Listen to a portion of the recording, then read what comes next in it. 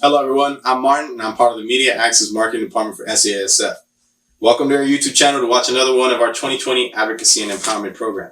To those who haven't subscribed, click that subscribe button and give it a like, as it will help move our platform forward so we continue spreading awareness to the general public about sickle cell disease. Now, today's session features Kimble Torres, a resident health and wellness coach. Today, he will be teaching you how to make healthy choices while in shelter in place, understanding and implementing the macronutrients into each meal, how to meet all of your nutritional needs while incorporating health, budget-friendly shopping strategies, how to cultivate a positive outlook in life by adapting healthy changes towards a pathway of improved wellness, as well as staying healthy through recommending exercises such as dancing, hiking, rowing a boat, and so on. All right. Now that we've introduced our speaker, Kimble Torres, let's move on to our AEP session. So, health and wellness for our sickle cell disease patients and the community, presented by me, Kimble Torres. I am the development officer for the Sickle Cell Anemia Awareness Group here in San Francisco. So we'll start with an opening moment. With that opening moment will consist of we want to set ourselves up for learning and growing. How do we do that? We want to find our Zen spot, or what I like to call our happy place. Or you can label it whatever you want. It's just an area that you kind of escape to in your mind, to where you can kind of not just settle yourself, but have an energy that is building curiosity upon yourself. And that's the best way to learn. Sometimes when we are in a relaxed and steady moment, we get a little bit, not lazy, but unfocused, because we're really trying to settle down and relax our bodies. And we're in that state of mind, it really doesn't make for the best platform in which to be able to be a sponge and soak up everything. So what I like to do is kind of get you guys into your Zen place, your happy place. And when you're in your happy place, you have the curiosity about life and about everything around you. When you have that curiosity, that's when you can be at your maximum learning capacity. So how do we do that? We're going to take 3 deep breaths. And the first breath we're going to do is you're going to put your feet wherever you like to. Get into a comfortable position, but not an overly comfortable position. What I mean by that is you want to be having your feet settled on the floor. You want to have your hands in a neutral spot, either on your lap or off to your side, or maybe on the table with your elbows off, but your forearms on the table. If you're at a table, whatever you feel comfortable with putting your arms, that's the place you want to be in. And with that first breath, you're going to take a very quick breath. Breathe in and then breathe out. Now with the second breath, you're going to take about 5 seconds in your head. You're going to count to take that breath in 5 seconds, and then you're going to exhale for 5 seconds. But as you're breathing in with that 5 seconds, I want you to look forward, and whatever object you find is irrelevant, because that is more of a focal point that you'll be using for the next cue, which will be your third breath. So again, as you breathe in on that 5 count, 1, 2, 3, focus on something in the room, something that attracts your eye, whatever that could be. It doesn't matter, as long as you can focus on that for 5 seconds as you breathe in. And then as you breathe out, keep focused on that object, and slowly breathe out. 5, 4, 3, 2, 1. Good. On your third breath, keep focused on that object. And as you breathe in, we're going to go for a 6 count. And as I start it, purposefully, you're going to be thinking about a happy moment, something that makes you laugh, something that has brought curiosity to your life, something that you really like to learn. And we're going to use that memory to kind of jumpstart your energy for this session. So here we go. We're going to start with the 6 count, breathe in, and then a 6 count to breathe out. Here we go. 1, 2, 3, 4, 5, 6. Hold that breath. Think of that happy thought. Think of that laughing thought. Think of that curiosity. And exhale. 1, 2, 3, 4, 5, 6. Beautiful. You should be relaxed. You should be focused. You should be thinking of something happy, or maybe giggling to yourself, which is awesome. Again, now you have that energy, that excitable energy, and we're ready to learn. Keep in mind that wellness is not just what you do, but it's a state of mind. It's being able to control your body and move it in a purposeful direction. And health, in fact, is the actions that you take and the fuel that you get to your body. And that's what we'll be covering today. So without further ado, let's begin. So let's talk about health, which is the fuel and actions that our body needs. So what we have to do first is we have to understand our own body when we're dealing with certain diseases such as sickle cell. We have to know what are the limitations, what our maximizations are, meaning that what is it that we can purposefully do without having to incur too much damage to our own bodies or having to feel too much pain. That's a process that you yourself have to kind of come up with and deal with. And we'll kind of go with that a little bit more when we're dealing with the wellness part of it. When we talk about the health part of it, we want to just do basic physical things. And in that manner of speaking, we want to actually know what is it that we want to give to our bodies in order to maximize our efficiency in terms of our movements. So when we talk about sickle cell disease in particular, two things that we need to know. The first thing is high protein. And in the next slide, I'll talk about the macronutrients and all of those good things that we'll be talking about throughout the course of the day. But what you want to have in mind is that you want to have a very high protein rich diet. You need higher levels of protein to help build your body stronger, your muscles, and to combat certain diseases. And the reason you want high protein, especially being a sickle cell patient, is that it creates more red blood cells. And the creation of more red blood cells helps replenish all those ones that are degenerating at a very rapid pace. As you grow from child to adult, your metabolism changes. It either increases or decreases depending on also your exercise levels and your body and a lot of different variants in the environment that you surround yourself in. So what you're going to find in today's teachings is that you're going to have a very, very, very good game plan and understanding of why it is that your diet needs to be different than what is recommended for the general population. When we talk about a 2,000 calorie intake, yours will be a little bit different. And for those of you that are caring for sickle cell patients, you have to keep that in mind as well. Sickle cell patients that don't like to eat aren't necessarily going to be the healthiest. As a sickle cell patient, you do need a lot more calories than the average person. And I'll go into detail as we go through, but that's something to keep in mind at all times throughout this session. So if you have questions regarding that, just write it down in the chat box. If you want to unmute yourself and ask the question and stop me so that I can go over things, you can do that as well. So please feel free to ask questions. Questions is the best way to learn and grow. And there's no such thing as a dumb question, just dumb people. So continuing on with the high protein, what that consists of, yeah, that's a good quote, I know. So what that consists of is, normally instead of having maybe just a slice of chicken breast, you may need to have a slice and a half of chicken breast. And that's how you increase your high protein intake for that particular segment of your meal. Again, as we go further on into it, we're going to explain everything and break it down. So I'm just giving you guys a quick little glimpse of what it looks like. So 2, high energy, what that means. Again, because of the effects of sickle cell, it is imperative that your diet consists of not only high protein, but also foods that have high energy intake, aka calories. And what are calories? Calories are basically the little energy blocks that we get from anything that we eat. Any of the macronutrients that I'll go over, which are proteins, fats, and carbohydrates. All of those have some caloric intake. The only real thing that you digest that does not have any real caloric intake is water. Other than that, anything you have that you put into your body has some kind of caloric value to it. And as a sickle cell disease person or advocate, you need to understand that 2,000 calories is just not enough. You need to be at least 25 to 2,600 calories to be in not a deficit. So that's just what your normal is, regardless of what your body weight could be at that time. Research has shown that a lot of deficiencies that come from sickle cell disease is the fact that the population itself is undervalued in terms of its caloric intake. Also, they don't receive all the nutrition that they have. So in fact, they're malnutrition a lot of the cases, which is what leads to them overall having a lot of the problems that they develop later on in life. So when we talk about high energy, it's definitely that carb group. You should be having a lot of carbs, not saying that you should just go willy-nilly and eat like 13,000 sandwiches in a day. It just means that you need to be aware of the fact that you need to have a lot more calories than you think. And when we go over that in the next slide, you'll understand a little bit better about what I mean high energy stuff.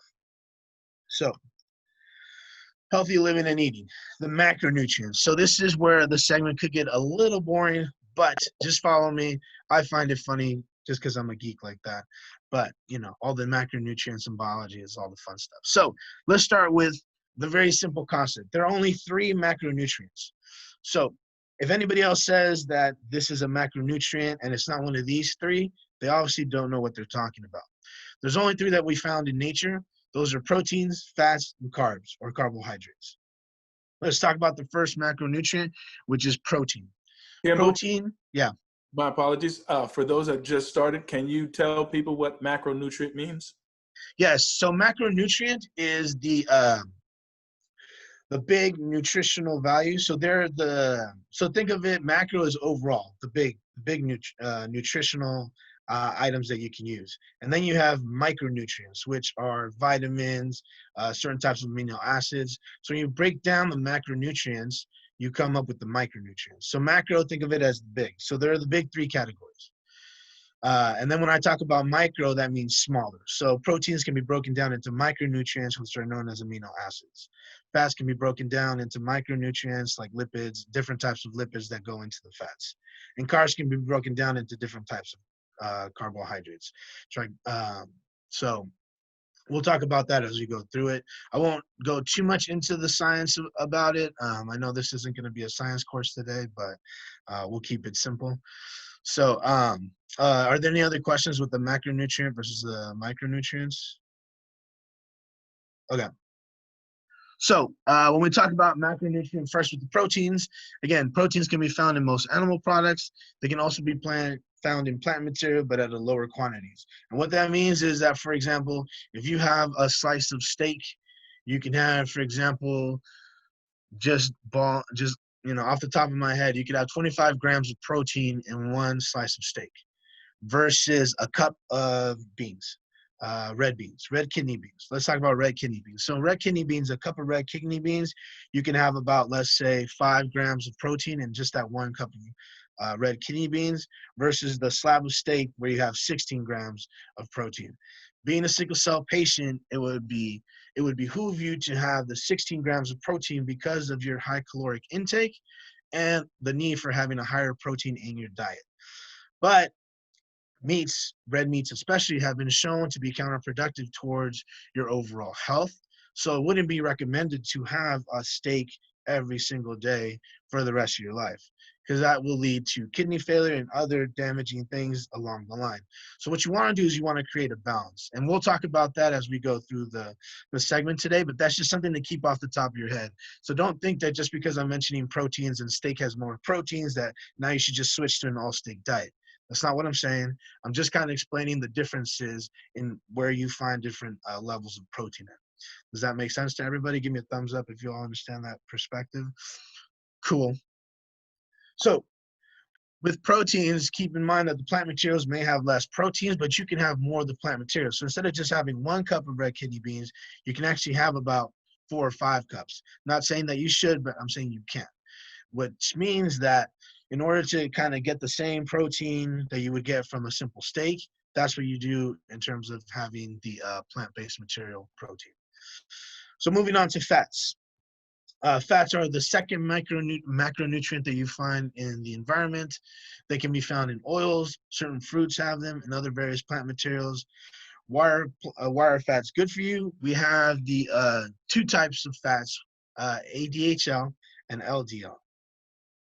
For further information on that, you could definitely do some research on that in terms of looking it up on Google or asking your doctor a little bit more in terms of what your normal content and level should be for ADHL. I wasn't able to find a lot of information on what sickle cell, high recommendation for sickle cell patients in terms of having your fats at a certain level. That's something that it's a personal case-by-case scenario depending on who you are, size, weight, age, all those things. So it's definitely important that you talk to your physician about that.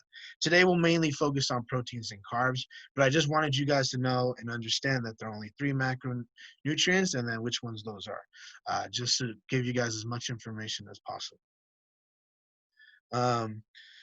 Carbs is the 3rd macronutrient. It is one of the most abundant sources out there. If you look at the food pyramid, you talk about your grains and all your good stuff. That's at the bottom. That's basically your building block. Carbs are your energy. So when we talk about high energy, high protein diets, it's pretty much all carbs and proteins, as much as you can possibly get.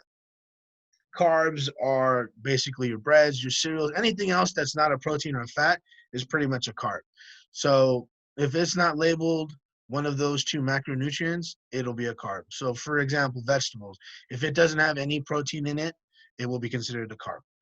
And sometimes people talk about low carb diets and they usually get rid of fruits. Well, fruit is actually considered a carbohydrate.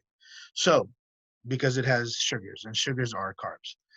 So when you talk about low carb diets, you pretty much are trying to eliminate all those types of foods except for eating pretty much protein and fats, which is not really a sound way to live because you have a little less energy, which is why those low carb diets kind of isn't the best thing for a sickle cell patient. If you're trying to get in shape, we'll go over that later on in the presentation today.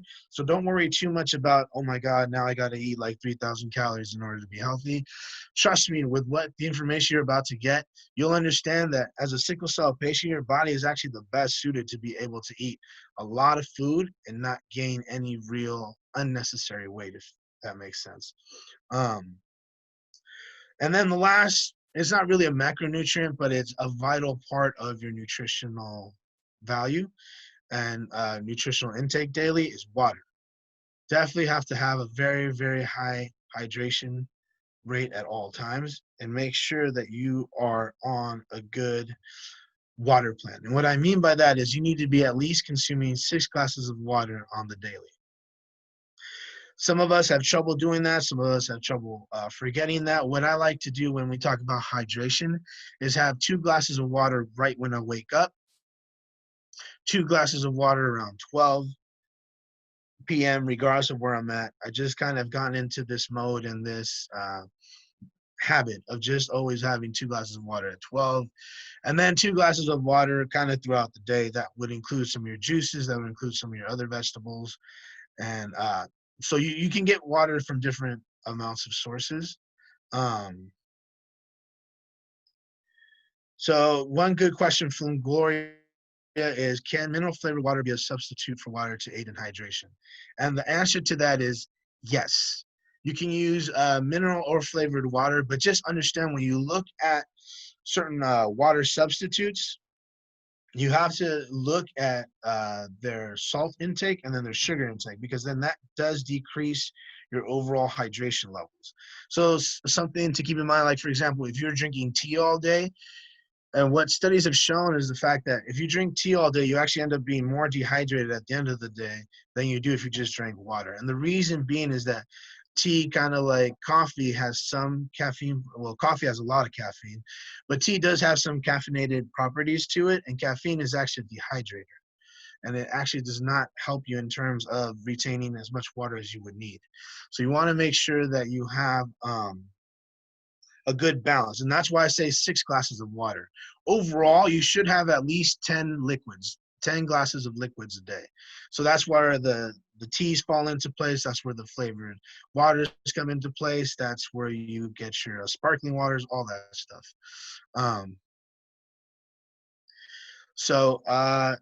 Herbal Ginger tea, tea. What's up? herbal tea and ginger tea. Yes, herbal tea and ginger tea, those work as well. Those are very good. Ginger tea helps as well. Considering that ginger tea doesn't have any caffeine to it, I think it would be a good substitute. But always keep in mind at least to have 4 clean glasses of fresh water, if that. And then another question that I just saw in here is, what is the caloric intake difference between age ranges? 20 to 30, 30 to 40, and 40 to 50. Great question. So when we talk about caloric intake. Patient and Huh? involved the sickle cell patient portion as well, sir. Yes, I'll talk about both. Good question. So when we talk about general caloric capacity across the board, when adults reach adulthood at about, so maturity, we're not talking about mental states of mind because guys mature later than women do. But in terms of puberty and all that, your body kind of getting to normal. It's around 26. So from the age of 26 all the way up until the age of 80, what the general guidelines are as a basic human functionality, meaning that if you don't get these calories and you're calorie deficient, your body will not work as efficient. So the basic is 2,000 calories for that age range. Children tend to have higher caloric intakes because of their growing bodies. Theirs, it varies. It varies on a lot of different conditions. So we won't go too much into that. For that, you would probably have to refer to a pediatrician for those caloric intake values.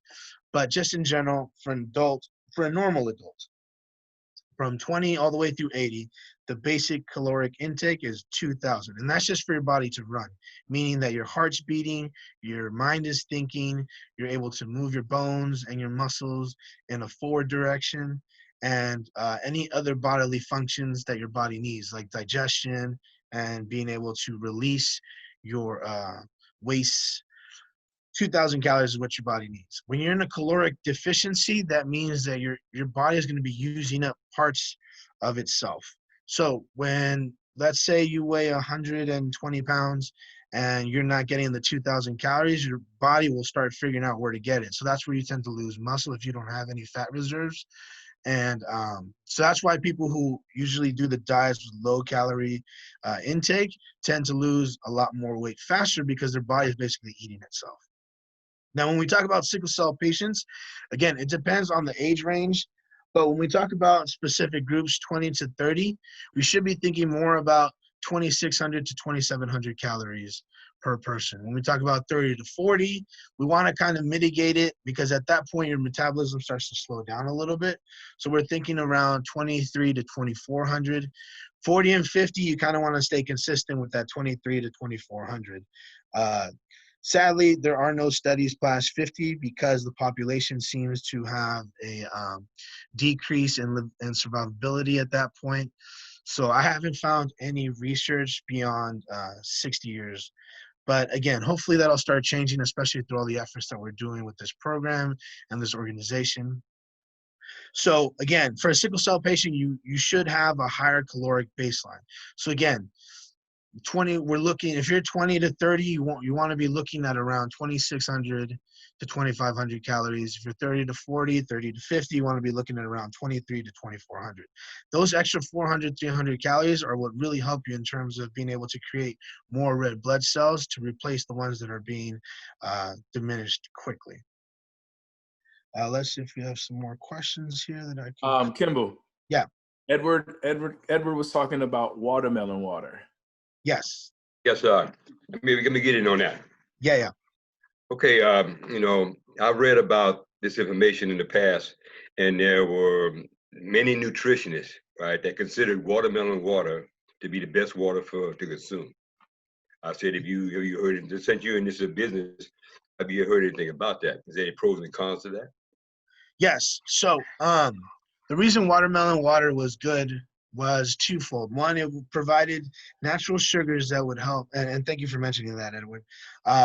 Is twofold. So one was that not only did it provide a vast amount of hydration, but also the electrolytes that watermelon delivers to your system helps retain water as well. So it's not just drinking pure water, because basically if you just drank water all day, you'd just be pretty much going in and coming out. So you'd be pretty much going to the bathroom all the time.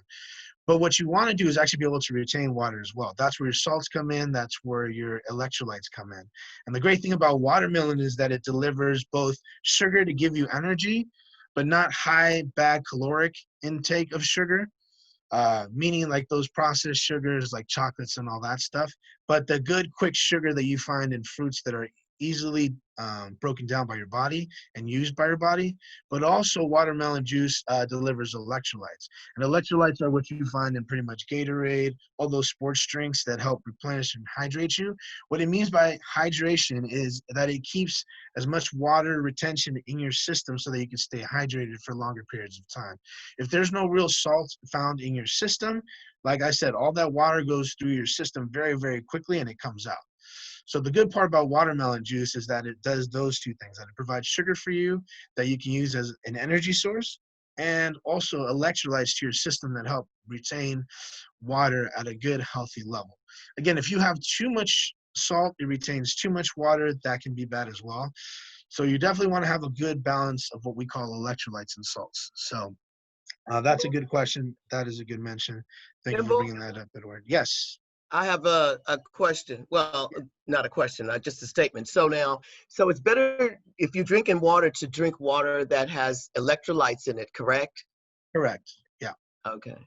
All right. So just plain water, you're not getting anything. If it's purified, you're not getting anything. But now what about, does alkaline, where does alkaline come in with that? Because I've had alkaline water that also has electrolytes. So what's the difference in just regular water with electrolytes and then alkaline water with electrolytes? Or is there a difference? There's a subtle difference. The subtle difference is that alkaline is more about reducing the acidity in your system and balancing you out. Human beings are supposed to have a pH. Now, I'm sure Dr. Keith will call me out on this, but a pH of 7.3 to be exact.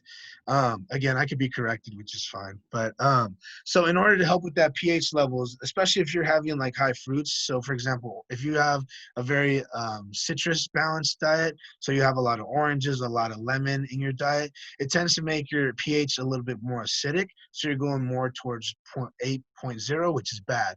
So in order to bring down that acidity in your system, you want to have things that are alkaline based bases. So that kind of brings your acidity down. So that's where the alkaline water would help with that.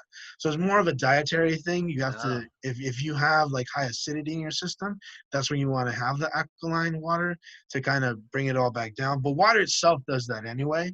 So it's just kind of finding a balance with that and understanding. So that's kind of the difference between those two. Thank you. Mm-hmm. Any other questions? Solomon just mentioned he lost a lot of weight drinking alkaline water. And the reason was because you may have been at a high acidic level, Solomon. And once you started drinking all that water, it kind of brought your pH down, which kind of helped regulate your body and bring you back on track to where you probably needed to be in the first place.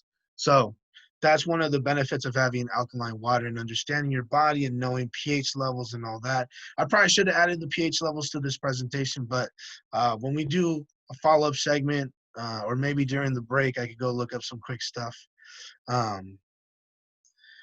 And then Solomon mentioned that he may have been losing too much weight. And then, yeah, and that kind of makes sense too, Solomon. Once your pH levels got adjusted, you may have needed to up your caloric intake, which is why you kind of kept losing weight, because maybe you kept eating the same amount. But now that your pH level's balanced, it made your metabolism more efficient, which then led to the overall weight loss, which is what you weren't trying to do. So you definitely need to kind of balance it out.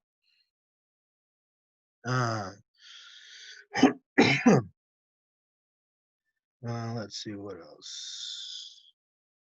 So here we go. All right. So again, I'll just handle some of those questions now. We'll keep on moving right along here. So we talked about those 4 macronutrients, and now we're back onto here. Okay. Oops. Let me go back.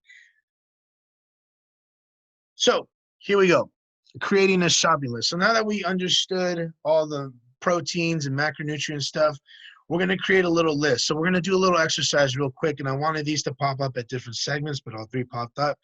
So, presentations never work out the way you want to all the time. So first thing we're going to do right now is I'm going to give you guys a minute or so to go grab a pen and paper if you have one available to you.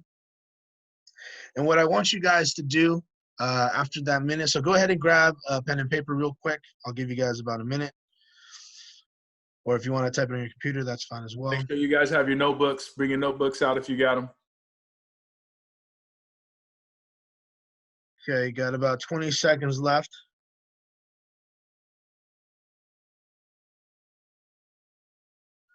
All right, perfect. So first exercise I want you guys to do, okay? Imagine yourselves going to the grocery store or wherever you want to, or wherever you're going to, come up with what you would normally shop for. So create a list, let's say 10 items that you normally shop for, that you normally buy. And go ahead and write that down. I'll give you guys a minute. Ready, set, and go. 10 items, shouldn't take that long. Should be relatively quickly.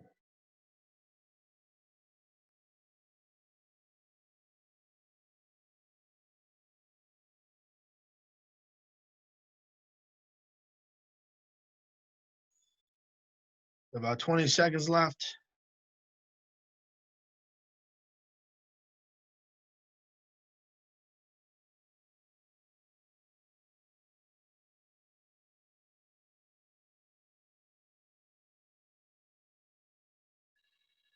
Awesome. Good job. Now, looking at your list, write down how many items of that list you would buy. So, for example, my list includes broccoli, steak, chicken breasts, uh, cereal, and avocados. So that's my quick list of 5. So now, taking that list, write down the quantity of each one that you would normally get. Okay, so take about 30 seconds to do that. Write down how much of each item you would get. Go.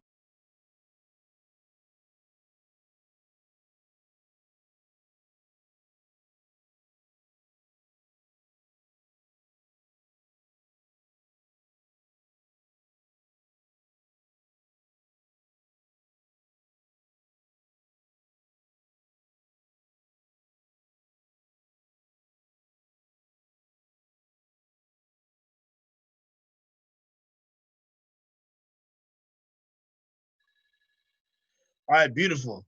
Now, taking a look at your list, based on what you've learned so far and everything that we've talked about, do you think that items that you would normally get and the quantities that you normally get, let's say you're a normal person or you're a person with sickle cell, with those parameters, is it enough and is it the right amount?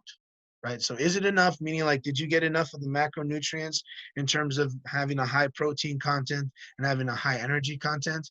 And then did we get enough of those quantities? So you should have at least, so for a sickle cell patient, if your list is 10, you should have at least 3 or 4 sources of protein, and then the rest should all be carbs with some fats mixed in. Should be no chocolates, should be no desserts just yet. None of that should be on your list right now. If it is, you may need to rewrite your list. So now that we're thinking about that and we have an understanding of that, right next to that list or on a separate page, I want you to write down another list. I'm going to give you guys another minute. And now, with everything that we learned about looking at your list that you just created and thinking about what quantities are good, what quantities are bad, let's take a minute and let's write our ideal shopping list, what we should really be getting for ourselves now that we've learned what we learned. So go for it.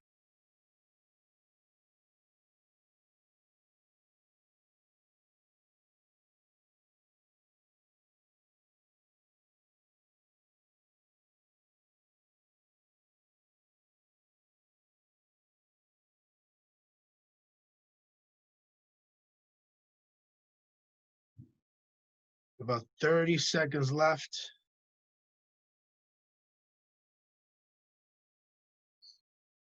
So you're writing down your 10 items and the amounts, quantity of each item that would be good to get.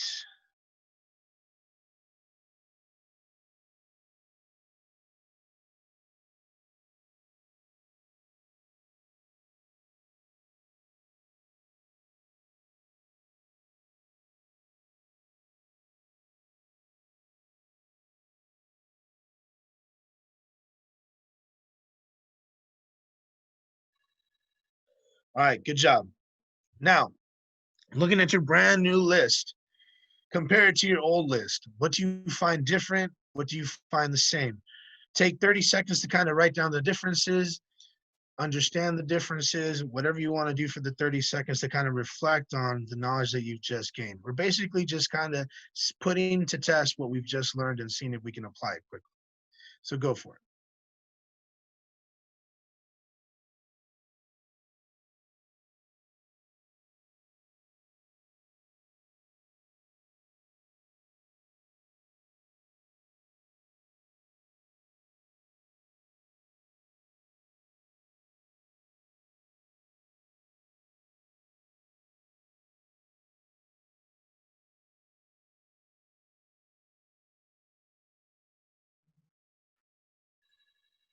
Awesome. Now you're going to take these last 40 seconds and you're just going to focus on one thing. And that is, what are you able to cook with all of these ingredients that you've just now put down?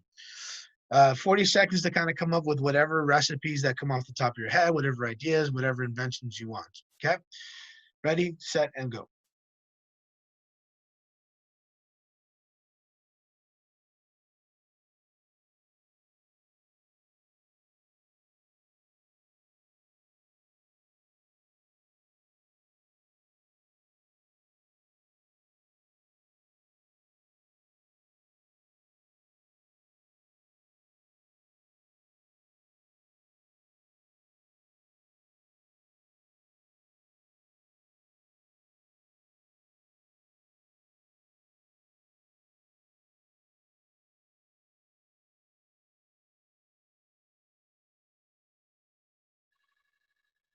Awesome. Fantastic. Good job, everybody.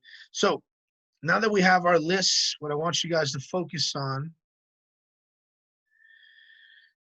is seeing that just with your basic ingredient combination list of things that you would normally shop for, hopefully you found that you have a lot of different ideas for some basic ingredients, which means that you don't have to be, in order to be healthy, you don't have to be shopping for hours on end. You don't have to be stuck in a grocery store and have to look at the recipes first.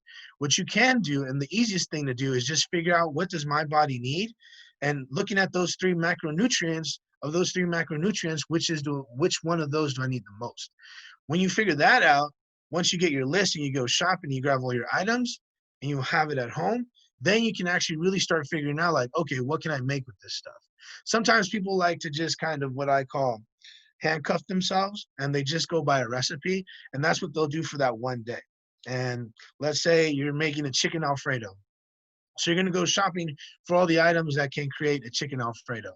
And now you haven't had no items left over for the next day. And now you have to go back and shop again and shop again and shop again. That can become costly. So with that in mind, how do we shop for ourselves on a budget? You're going to say something, Antoine? Yeah, I was going to ask. Well, I'll wait for this and then I'll ask the question. Okay, sounds good. All right, so we got about like 10 more, 15 more minutes, guys, and then I'll give you guys a nice little break. But how do we shop for ourselves on a budget? Again, we just asked ourselves our question, what food products do we really need, right? So when we talk about those macronutrients, especially being a sickle cell disease patient, we need to have high proteins and high energy food. High energy food, which means carbs and proteins mixed together most of the time. You don't want to have just one plain thing. You want to have a mixture of things. When we talk about the recipes in a little bit, you'll see that you can mix and match certain things to be on a better understanding of what it is that you need to have. What are our top things that your list should include? Things that are high in folic acid. Folic acid is a type of vitamin B that helps prevent anemia.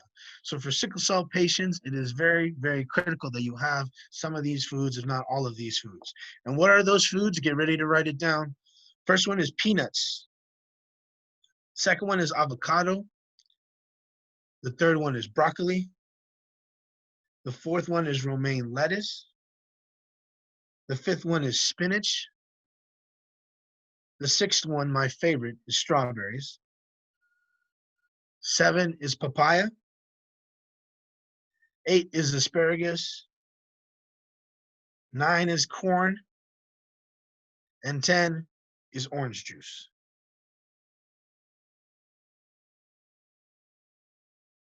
So, things that bring a high calorie. Can you repeat?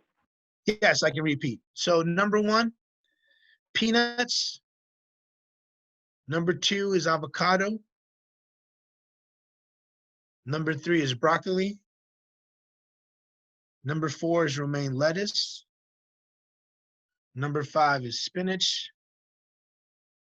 Number 6 is strawberries. Number 7 is papaya.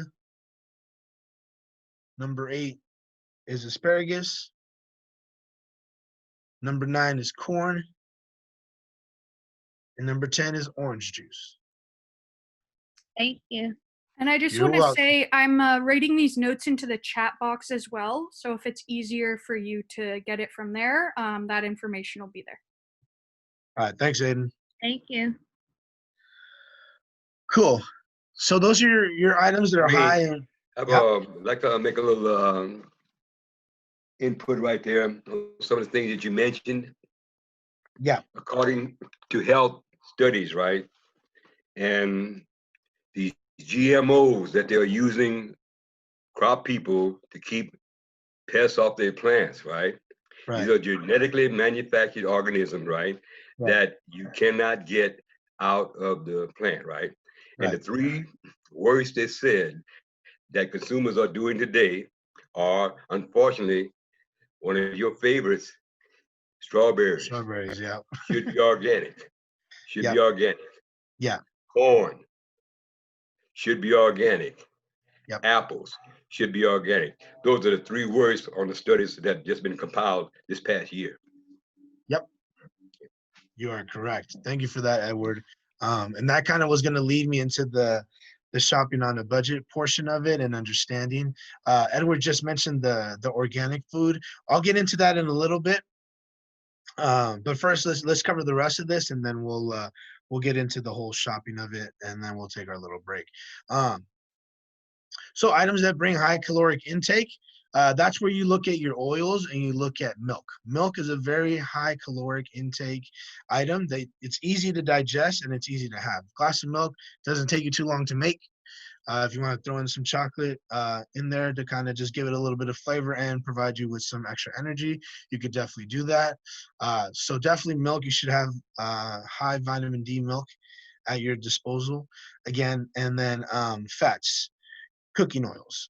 Crisco may not be the best thing. You definitely want to be looking at avocado oil, peanut oil, and olive oil. Coconut oil is good as well. The more variable you have with your oils, again, it gives you different tastes and it gives you different cooking abilities in terms of being able to mix different things with it. So coconut oil you can make with most chickens. You can use some steaks on coconut oil. It's not highly recommended. For red meats, you definitely want to use more of the avocado oils in that segment. And as Edward alluded to, and then we also want to make sure that we have high protein content within our stuff while being healthy. And what I mean by that is, again, you don't have to just switch to a red meat diet. Like now you're hearing like, okay, Torres said we have to have a lot of protein. We have to have high protein in our system. That doesn't mean that all of a sudden now I'm just going to be a carnivore and just start eating meat all day, and especially red meat. Again, human beings are not carnivorous. We're not herbivores. We're omnivores, and the word omnivore, OMNIVORE, means that we are able to eat and should eat both segments. We should be herbivores and we should be carnivores. Again, we should be more towards the herbivore side, meaning a higher plant-based diet with less meats. So instead of having meat every single day, you should have meat about 2 to 3 times a week at the most. If you're eating meat every day, that's great. As a sickle cell patient, you should. And with that, you want to kind of mitigate it and change it to different types of meats. That's when we talk about tuna fish. That's when we talk about chicken. That's when we talk about other types of fishes, other types of meats like pork, turkey. Those are all good and great protein sources. And again, it may not provide the same type of protein that red meat does because they all have different micronutrients. Again, the amino acids, when I talk about micronutrients, that you would get from a red meat source, but they still have enough of the good amino acids that you would need for your body to develop red blood cells to replace as your red blood cells are dying from the sickling effect. So that's why you need to have high protein calorie intake. And when we talk about organic stuff, that is the best way to go. And when you're shopping, think about this. If you buy in bulk organic, it's a one-time purchase and you have enough that you can take it on. And one of the great things about buying in bulk, especially from a place like Costco, is that you can find frozen items. So your best bet is to find frozen items. So frozen chicken breasts, frozen red meats, frozen vegetables. That's the way to go in terms of shopping for a budget and being healthy. And the best part is that you find the organic label. You can freeze some organic things. Not all organic things can be frozen and still have the same nutritional value after being frozen. They do lose their nutritional value sometimes. But again, you'd rather have that nice organic source than a non-organic source that's cheaper and able to buy readily every day. What I mean by that is if you go to Costco and get a whole bag of frozen organic broccoli that'll last you 2 weeks, it's better than going to the store and buying non-organic broccoli that you have to eat, that you would eat every single day, because again, as Edward mentioned, with the pesticides and everything that's going on, it would not lead to a very good outcome. So very quickly, one quick little thing I want you guys to do. I'll just check the chat box in case there's a really question. We'll just go through the exercise and then move through it. Okay, all right. I got a question. Yes. Okay. Have you ever thought about, say when you do a dietary function, right, for protein? Yeah. Okay, as far as what I've read in the past is that the type of protein that is other than herbivore is that is a fish, because the fish is easy to digest and less work you put on your stomach, the better you off in the future, right? And what I learned was that they consider flaking fish that have scales to be the best. Now, as far as good protein, I've understood that salmon is one of the best, but you have to be careful of salmon because it's deep water, cold water, and could have a lot of mercury. Right. Yeah, you ever thought about those type of things? Yes, I do talk about those things, and that's why when we go into the segment of building recipes and stuff like that, I was going to go over it a little bit more. But you're right. In terms of having a good protein source that's easy on your system, fish is probably the best means of having protein go into your system. Again, because the things that they eat in the water is different, and their digestive systems and bodies are totally different than that of animals that you find on the ground and actually walking around or flying in the air. Because of the high calories that's needed to kind of move in places like that, just the expenditure and the way that the bodies work are just definitely different. And I'll go into that a little bit more when I talk about the recipes in just a second here. But that's a good point. Thank you for bringing that up, Edward. So if you guys want high protein content with less stress on your body, fishes are definitely a great source for that. And also plant materials that are high in protein are a good source of that, which I'll explain a little bit more. But really quickly, before we get into that, which is the last thing I'm going to be talking about before the break, is I want you guys to go into your cupboards if you can. Just take a quick little 30 seconds. See what you have in your cupboard. Compare it to the list that you just created. That would be your ideal list, and see if it matched up pretty well. And then if it did, you're doing well. If not, there's an opportunity to learn and grow. So go ahead, take 30 seconds, look into the cupboard very quickly, and go for it.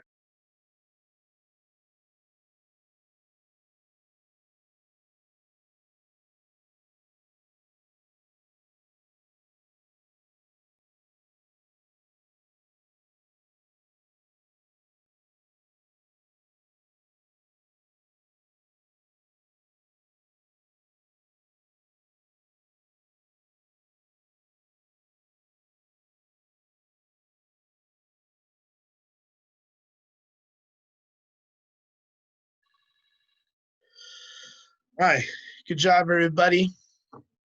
You can put on the chat box your responses to what you found. Was it good? Was it bad? Was it everything you thought? Or was it like, wow, I need a lot of work? Whatever the result of the little exercise was, just keep it for yourself. If you want to add it to the chat box, go ahead and do so. But just understand that you're all learning and growing, and that's all part of the process and how it all goes.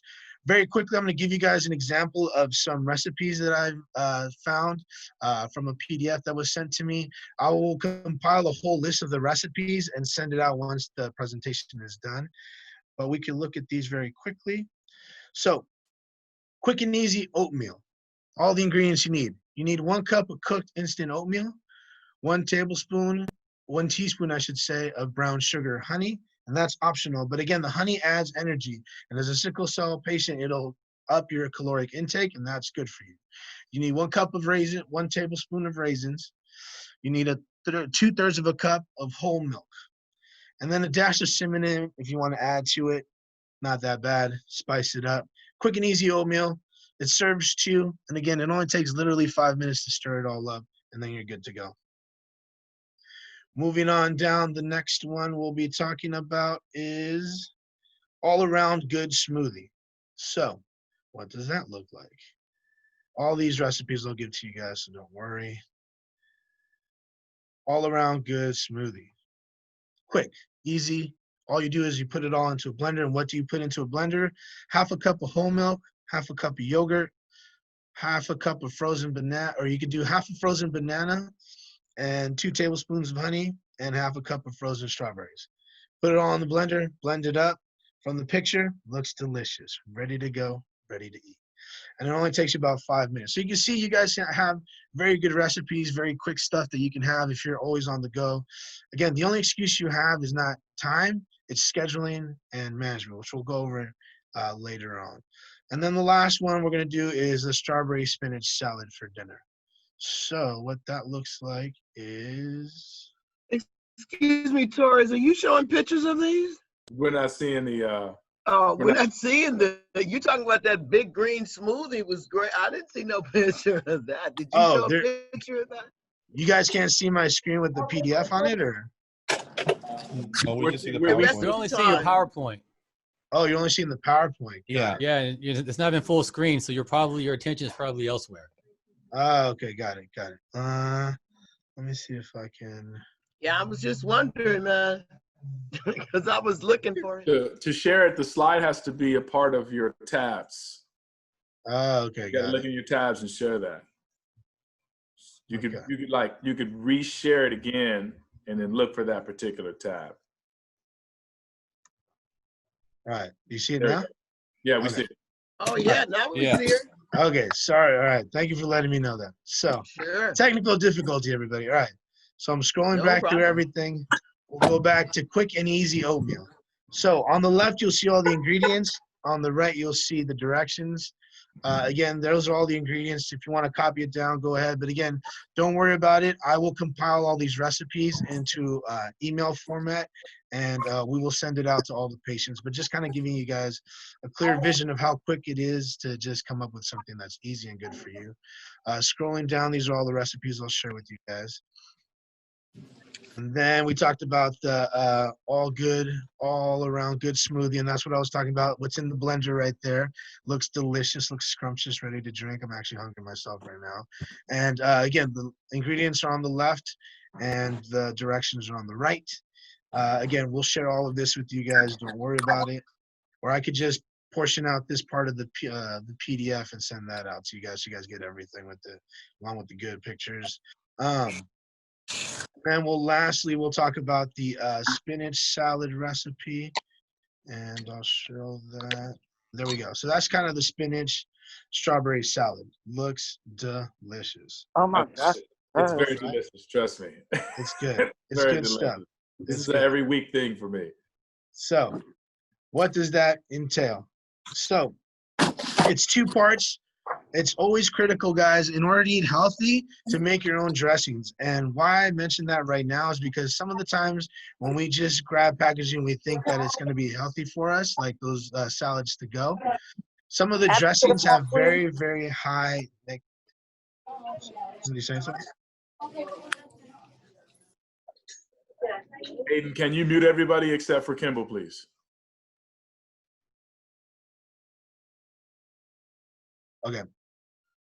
So one thing to keep in mind with dressings is usually when you look at the salad dressing labels, you'll see that they have very, very high fat content, and some of the fats may not be good for you. Saturated fat is definitely not a good thing. You want unsaturated fat. So you want to make sure that when you're reading the labels that you look for stuff that is low fat content in terms of the dressings that you'll be taking. So in order to avoid all of that, you want to make sure that you look at your homemade. You can just make your own dressing itself. And that's kind of what these recipes will provide.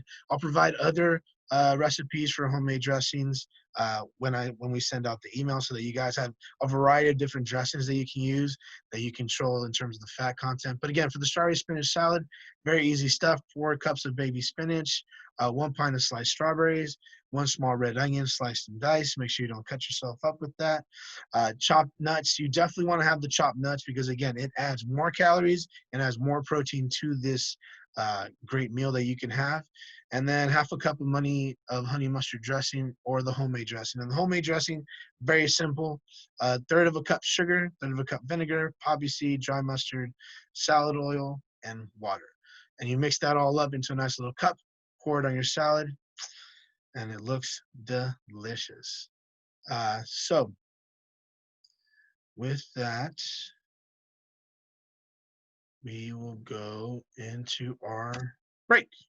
So we'll take about 10 to 15 minutes for our break. Go ahead, relax, go grab something to eat, stretch it out, and get ready to come back. Let's plan on getting back by 12:27, 12:28.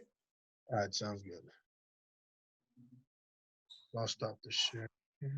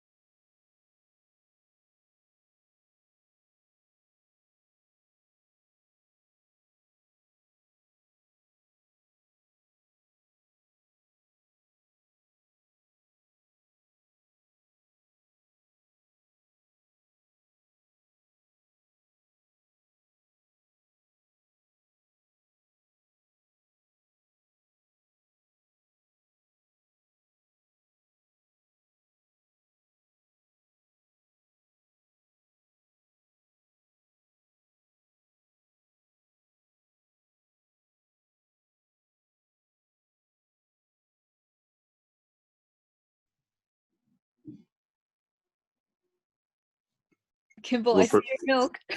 Yeah, what percent is that, Kimble? That is 2% milk. Gotcha. 2% milk. I've been going with the oat milk lately. That's good. That's good. Oat milk is a great. It's a good option. If you're lactose intolerant, it's probably one of the better options. To be honest with you, you can Yeah, also that's try this the new reason. product called. Huh? Yeah, that's the reason. Have you tried Ripple? No. It's a pea-based milk. I thought that was some cheap wine. What type of milk? It's from peas. Peas. Oh, okay. And it tastes really good, and it actually has more protein than oat milk does. And it also helps with I'll have to look it up later, but I think it also helps with inflammation. So if you have it's an anti-inflammatory, if I remember correctly. But it tastes really milk. I need that. Yeah. Look up Ripple, RIPPLE. Put it in the And chat no, box. I'm not getting paid by them. It's just they're Hey, good. Claire, Yeah. Put it in the chat box, Kimble. I'll put it right now. when you gonna work out? Good question. I put on workout clothes every day.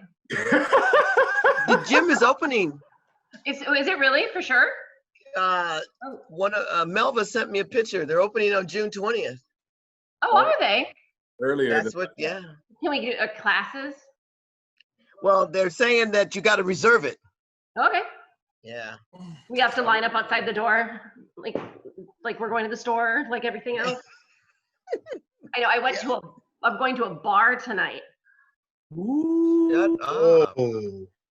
Very exciting. Coronavirus. What's up, baby? Buddies. Ama, what's up, girl? Shoot, looking all beautiful without her, girl. Shoot, I tell you, man, people would kill to have them locks. How you doing? Life's been good for you? Yes, everything is great. Thank you. Definitely. Cool. All right. So check it out, guys. If you are back, please turn off your mic or turn on your mic just to give me a signal that you're all back. I'm back. Here. Unmute yourselves. Unmute yourselves to know that you're all back. Unmute yourselves. Everybody I'm unmute. back. I'm back. Okay. I'm back. Solomon. I'm back. I'm back. Jackie, you there? I'm back. Yes. Yeah. Cool. Nice. All right. Keith, where you at? Keith, where you at? Dr. Keith? Janelle, where you at? Janelle, where you at? Yami, you there? Yami? Got I'm about right 2 here. minutes. Okay. I'm right here, Antoine. Appreciate it, girl. Okay, all right. So, really quickly, we're gonna go through our exercise before we get back to Kimble. All right. Introduce this gentleman here. He is going to be our presenter for next month. I want him to lead us through a quick exercise for everyone. Without further ado, I'm going to give you guys Victor Reynolds. All right. Thanks, Kimble, for the applause. I appreciate it. Got you, boy. Everybody, Victor Reynolds. As Antoine said, I will be presenting next month. I am currently a land investor and a entrepreneur coach. That's the term I give everybody who understand to understand a little bit better what I do. But in reality, my job is to help create life transformation through life mastery. And a lot of the success that you may want, be it in business or your career, personal life, relationships, etc., it all starts with your mindset. And one thing that we often do is that we do not celebrate and appreciate the things that we've done, because to us, they're normal, they're everyday, they're average, because they're our abilities. But we're really good at looking at what other people do and kind of celebrating what they can do. And we kind of put other people on a pedestal just because they can do things that maybe we can't do at this point in time. So a good exercise I like to do with my clients, and this is something that you can do right now. And you could take as much time as you need. Maybe we won't have enough time to do it now completely, but maybe after the call, you could continue this. But go ahead and think about all the things that you have done throughout your life that counts as something of an accomplishment. It doesn't have to be like some giant thing like graduating college. It could be, hey, I successfully got my kids to bed on time every night for this week. It could be, I lost that 10 pounds before last summer. It could be, I did get that raise at work. It could be, you know, hey, I did a personal best in my fitness routine. It could be a lot of things that we actually do that we're not giving ourselves credit for. So just take this time now and list out all the things that you have done that you can celebrate, and you should celebrate, whether you celebrated them or not. And the reason for it, I'll cut to the chase, is that it will help later on when I do present to recognize the power that you have within yourself, because you can't up-level yourself in your life if you're working from a primitive, AKA a fear-based, a scarcity-based mindset. When you're thinking from your empowered self, your true self, your abundant self, that's when you notice all the things in your life turning around, the opportunities are coming your way, and things are going your way. So a good way to do this, as I said, recognize the things you've done, and it will show that you can do more in the future. How much time to write? As much time as we got, because for some people, it's going to take a minute to kind of jog the old memory. For others, they got so many accomplishments, they need a lot of time anyways. But I guarantee everybody has more than they realize. I'm talking about any small to any big accomplishment. Write it down. Okay, we'll take List it out. We'll take 2 minutes. 2 minutes. And as you're writing, I'll continue to talk just for a moment. One of the things that's powerful about this exercise, it not only does it remind you of the things that you've done, but when you're feeling down and you look at this list, it will remind you that whatever you're going through now, this too shall pass. And I had to do this recently. I lost a lot of my family members in the last year. And it reminds me that, you know, no matter how dark things are now, that I've made through times before, and I succeeded before, and I can succeed again. And you can too.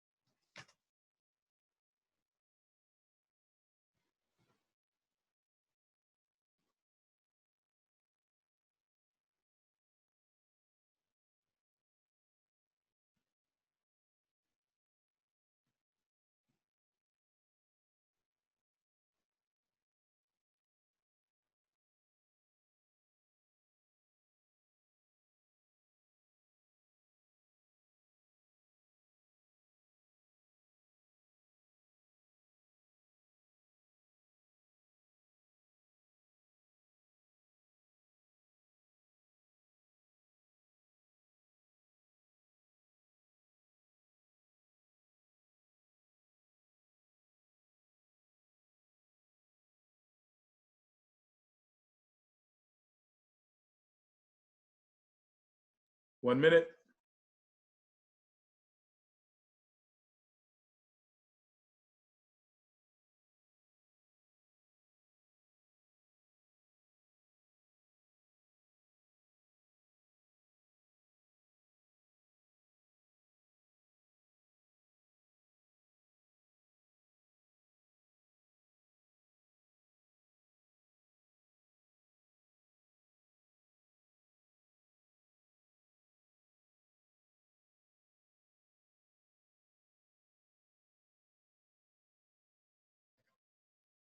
Mr. Reynolds, any closing statements, sir? No, not at this time. Just look forward to presenting what I've learned and what's benefited me, and I hope it benefits you next month as well. Nadina, when is his presentation date? When is his presentation date?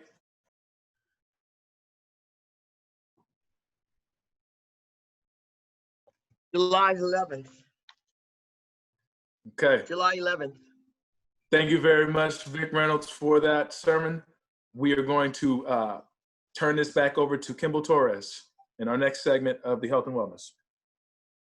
All right, we're back. Thanks for that, Vic. Thanks for that, Antoine. Vic, real quickly, one of the things I want to put out there is I was able to make 10 free throws in a row for the first time, so I've been celebrating. Hey, that's what's up. That's what's up. Well done. So good for you. Good for you. Normally I would do 20 and make like 18 out of 2, but it's always I miss one. I can never get 10 in a row ever, and I was finally able to do it about a year ago before this whole quarantine shutdown went. But yeah, but that's been something that's been on my mind for a while. So thought I'd Good. share That's that. something to celebrate. Come on, man. What about the corner shot at your height? You're gonna need the corner shot. I can make those on the regular. No, I'm just kidding. Okay. All right, here we go. We're back at it. Hey, Kimble. Yeah. One question. Actually, no, I'll save it for Q&A. Go ahead. Okay. All right, just write it down. Yeah. Questions, guys. Again, if it's like imperative towards me stopping to kind of go over stuff, yeah. But otherwise, just write it down and save it for the Q&A. We're gonna have a really good Q&A from what I've been gathering, so that's good. All right. So the second part. So we just leading on with the health stuff. We just talked about what to put into our bodies. Now we're going to talk about the action part. As I mentioned before, health is a two-part system. It's both what we put into our bodies, our fuel, and the actions that help us lead a healthy lifestyle. And with that, we always have to talk about the thing that I'm most passionate about, and one of the leading experts is working out. As a sickle cell patient, these 4 things that I'm going to go over are highly recommended for you and are probably the best sources of working out. But then after that, we're going to go into a little workout that I've designed for you guys to kind of get your heart rates up a little bit. We're not going to be sweating. We're just going to get our heart rates up so you can kind of feel and see your body working the way that it should. So when we talk about healthy lifestyle working out, it's about coming up with a good game plan for yourself that works for you and in your allotted time you can do. So one of the things that I always hear and people always say, well, you know, coach, I just don't have enough time to work out. Like, do I really have to work out for 60 minutes, hour and a half a day? I want to get these types of results, but I don't have this type of schedule, this, and this. All those things are what I call excuses. One of the things you have to focus on, and we'll focus on the wellness segment, is the fact that you are in control of your own life and you are in control of your own schedule. And what you can do is mitigate and control your schedule to a point of where you can include working out as a good function of your life. And again, what we're going to be reading right now, maximum 30 minutes. That's all you would really need to involve out of your life is 30 minutes a day to stay healthy and be having a body that you want and that can move and work efficiently. 30 minutes is not a big sacrifice. 30 minutes is not a big like, oh my God, I got to plan like weeks in advance for that. You can do it on the drop of a dime. If all of a sudden a meeting gets canceled, guess what? You got an extra hour, 30 minutes right there. Just go for a walk. So the first thing we're going to talk about is go for a hike. A hike includes a brisk walk of 30 minutes to an hour. Again, you can keep it to 30 minutes and it's totally fine. And again, it helps tone your legs. Let me just adjust this real quickly. So it helps tone your legs, your glutes, and it also helps you drop inches from your waist. And it's a lot better than doing treadmill stuff, treadmill walks. A lot of people I know like the comfortability of being on a treadmill and being at your house and being all, you know, up in that. But the best thing to do when you are taking your walks is to be out in the environment, in the air. And then when you walk, you're not able to like really track how long you're walking. You just walk for a certain amount of time. So for example, if we're going to go for a 30-minute walk and we're starting from our house, chart about 20 minutes, give yourself 20 minutes of walking. Then, okay, you get to a certain point, then turn right around and come back. And then the next day, instead of going, and this is how you could do a simple hike or a simple walk. So let's say you start off Monday, you come out of your house, just go forward. Just go in a straight line from your door to wherever it takes you for 20 minutes. Then as soon as 20 minutes is done, turn around and come right back. That's Monday. Now on Tuesday, come out your door, turn to your left, walk for 20 minutes to your left, turn around, come back. Wednesday, you kind of see the cycle I'm going through. So you can kind of pick a different direction every single day and you can kind of mix it around. You can even go, and I'm going to get crazy with you guys. On Monday, you come out, take a left, walk for 5 minutes, take a right, walk for 5 minutes, take a left, walk for 5 minutes, take a right, walk for 5 minutes. You've now created a whole new route that you're walking. And it's imperative that you don't walk the same route every single day. What we want to avoid when we work out is redundancy. Because when you have redundant workouts, your body get used to it. You're not going to have the same type of energy expenditure when you're doing something new. And when you have higher energy expenditure, it's actually more beneficial to your workout in your body when you're doing those types of things. So you want. What if they can't walk that far? I didn't hear you. Did you hear me? He looks frozen. Yeah, what And if it's they very can't subtle. walk? Like, We missed some of that, Torres. Connection problems. Yeah. high energy, high protein Now we got it. supplementation. So Did they Kimble, get? Yeah, Kimble, what happened? there was a question that was asked by Nidina. Yeah.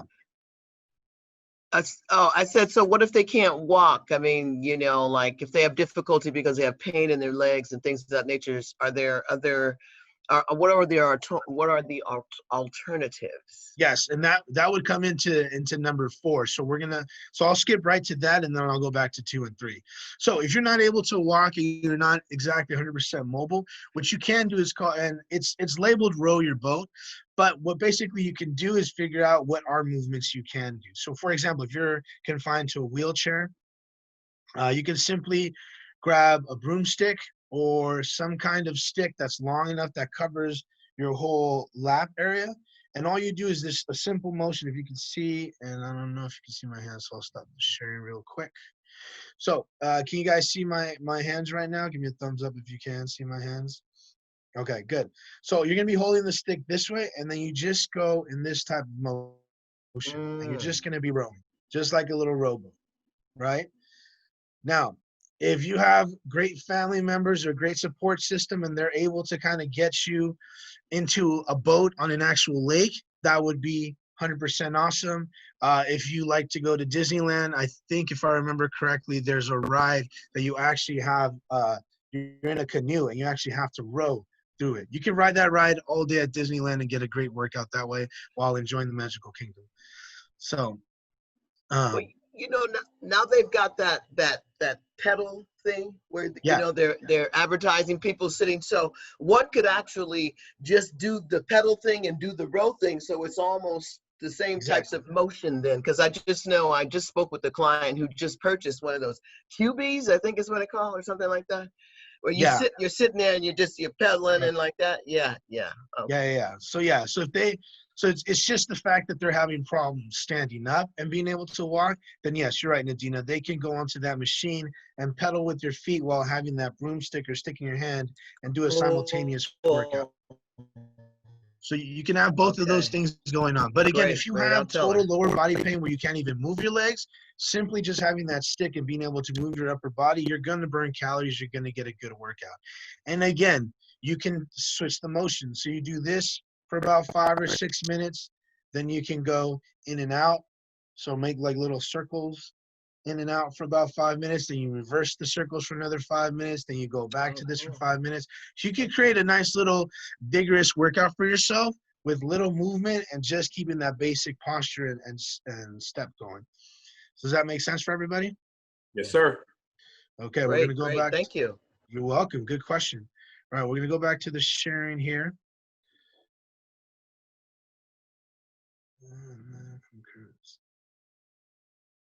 Oops. Okay, so we just talked about going for a hike, and then we kind of skipped down to row your boat. Again, you can work out even on the cool part about the hiking and the boating part. I probably should have put them in order a little bit, or a little bit closer, is that you can do these on vacation. So let's say, Nadina, you want to go to Puerto Rico for 3 months. That's totally fine. You can keep your workouts going.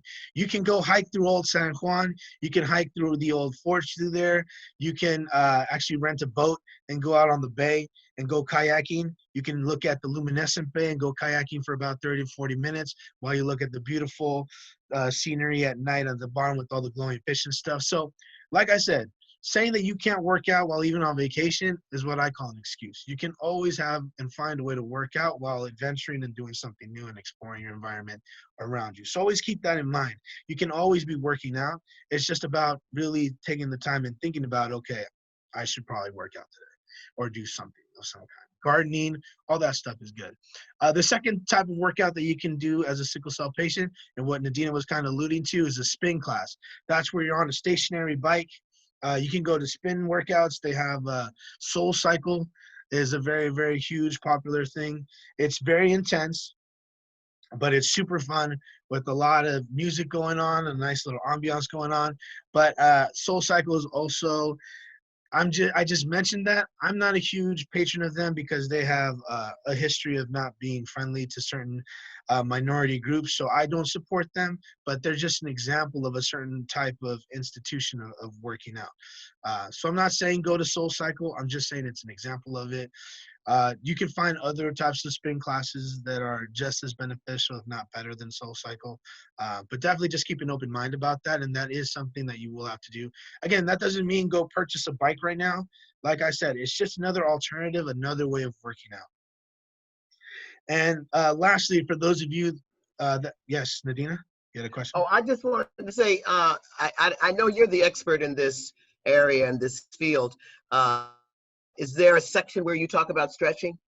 Yes, I'm going to talk about that next section. Fine. That's all. I'm sorry, I didn't. Yeah, it's all It's good. all good. No, it's all good. It's all good. It's all good. Okay, so the last thing we're going to talk about is dancing your way to better health. Dancing, whether it's hip hop, salsa, ballroom dancing, yodeling, whatever, Irish stepping, whatever, any type of dancing that you do not only feeds your body, it feeds your soul. So dancing is a very, very good thing to have in your repertoire of working out.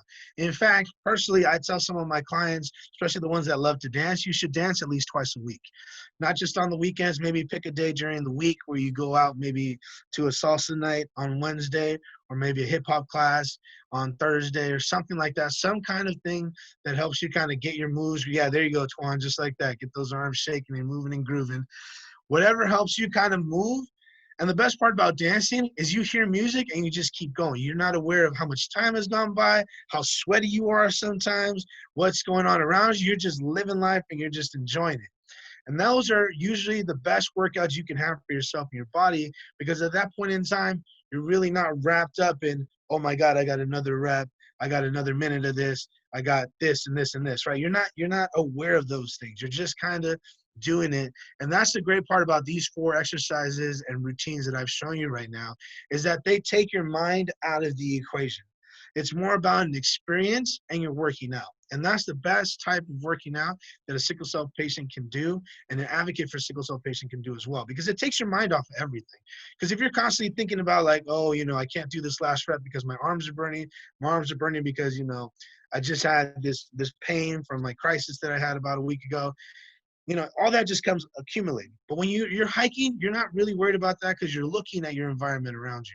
When you're doing a spin class, that could be the only time you really focus on it, because you're like in a stationary bike. You're like, oh my God, I got to pedal this other hill now. This is crazy. But when you're dancing or you're rowing a boat or you're doing the rowing exercises, again, you're really not thinking about anything except trying to get through it or dancing your life away because you just feel the vibes. So that's why these are really great exercises for you guys, and it's something that you can incorporate today. For example, as soon as we're done with this session and you guys want to, you could go out for a 30-minute walk, 30-minute hike right now today. Or you can simply pick up a broomstick and go for a boat ride, an imaginary boat ride right here. You can literally just turn this off as soon as we're done and just pick up a stick and just start doing it right after. So it's great ways to do it, and the good part is that we can incorporate it immediately. And working out. Is everybody ready for a quick little workout? So I'm going to show you guys a quick little workout that you can do while you're sitting down. We're not going to do too much intense stuff, but it's just very quickly stuff that can work on your wrists, especially for a lot of us during this quarantine time. We're doing a lot of meetings and our wrists are going through what I call carpal tunnel hell. So in order to kind of mitigate that, we're going to do a couple of workouts. So very quickly, with the pen that you have handy to you, we're going to form it into a fist and hold the pen thusly. Okay. First, you're gonna do that in your right hand. So you're gonna hold the pen in your right hand first. You're gonna take your left hand, hold your forearm, okay? And then all we're gonna do is point our fist right at the camera, and we're gonna rotate up and down, just like that. Cool? We're gonna do that for 30 seconds. Ready, set, and go. 30 seconds. Rotate up, rotate down. So now it's good that you're holding something in your hand, because when you're holding something in your hand, it forces your forearms to work a little bit more. It could be a pen. If you want to give yourself a bigger challenge, hold something that's a little bit larger, as Antoine is doing with his bottle, which is great. And just keep rotating up and down, up and down. So what we're doing is we're working, or phone, sorry, it looks like a bottle, but it's a remote. It's a remote to a TV. Antoine's watching some TV while he's working out. Good, awesome, perfect. Now what we're gonna do is we're gonna switch hands, and we're gonna do the same thing on the opposite hand. So I'm gonna take our left hand, put the object in our left hand. We're gonna hold it up with our right hand, and then we're gonna start rotating back and forth. Ready, set, and go. Now he has a brush in his hand. And go ahead, we started, 30 seconds, and keep it going. Up, down, up, down, up, down. And Antoine's doing a two thing. He's combing his hair while he's rotating the object. We can be objections if you want to. Again, and the cool part about these workouts is, as Antoine and Dean are demonstrating, if you can see their mugs, is you can definitely alter it and add different segments to it. So you can be doing this motion while you're tapping your head, combing your head, even doing your eyebrows. Remember that? Don't do this while you're driving, though. Don't try and, that's not a good idea at all. I know some of you like to multitask, but it's not good. Don't think like, okay, now I can work out while I'm driving. You can, and I'll teach you that in a second, but don't try and get crazy with it. And all it is we're really doing is we're just gonna work our eyes, but that's a different thing that we'll go over in a second. So that's a little wrist workout. And then the last thing we're gonna do for our wrist is we're gonna hold that same position there, except this time we're gonna hold our fist straight on, and then we're gonna rotate up. So we're gonna rotate our fist up, just like that, okay? We're gonna do that for 30 seconds. Ready, set, and go. But hold your arms straight out in front of you, and just go up and down. So have your arms straight out in front of you. Yeah, there you go, Nadina, good job. There you go, Antoine, yep. Up and down, good. We'll do that for 30 seconds. So we're working both planes of our wrist. Forearms burning. Yep, there you go. And if you have a Fitbit, the interesting thing when I've done these, I've actually tried to measure how many calories I'm burning with this. And on average, I can burn about 40 calories just with these simple movements. 30 seconds and 30 seconds. Good, switch. Other hand now, we're going up and down. And 30 seconds, go. Again, the bigger the object is, the more it burns on your forearm. Question. Can you Yes. cut down the time and do them in tandem? So you mean go 15 seconds each one, or at the same time? No, same time. Oh, at the same time. Gotcha. Yes, you can. The reason you want to isolate, and that's actually a good point, Edward. Okay, good. We're going to talk about that very quickly. So the reason you isolate is so that you can really concentrate, one, on using that other hand for support, so I can really isolate that movement in that muscle, so that you feel the burn a little bit more. That's why we want to isolate. But you can, for the sake of time, and you can do both of them. And that's what we'll actually do on this next one. So now we're going to have both our wrists holding it here, and we're going to actually rotate them in this way. So come in and out, just like that. Okay? And you can do both at the same time. So you're going to go both. You have an object in both hands, have both hands at the same time. We'll go for 30 seconds and go. There you go, just like that. Good job, everybody. Keep those arms locked in place, and only thing that's moving is your wrist. You're gonna feel it on the outside or on the inside of your wrist, depending on where the weakness is, and that's totally fine, and that's totally natural. Good, we got about 10 more seconds left.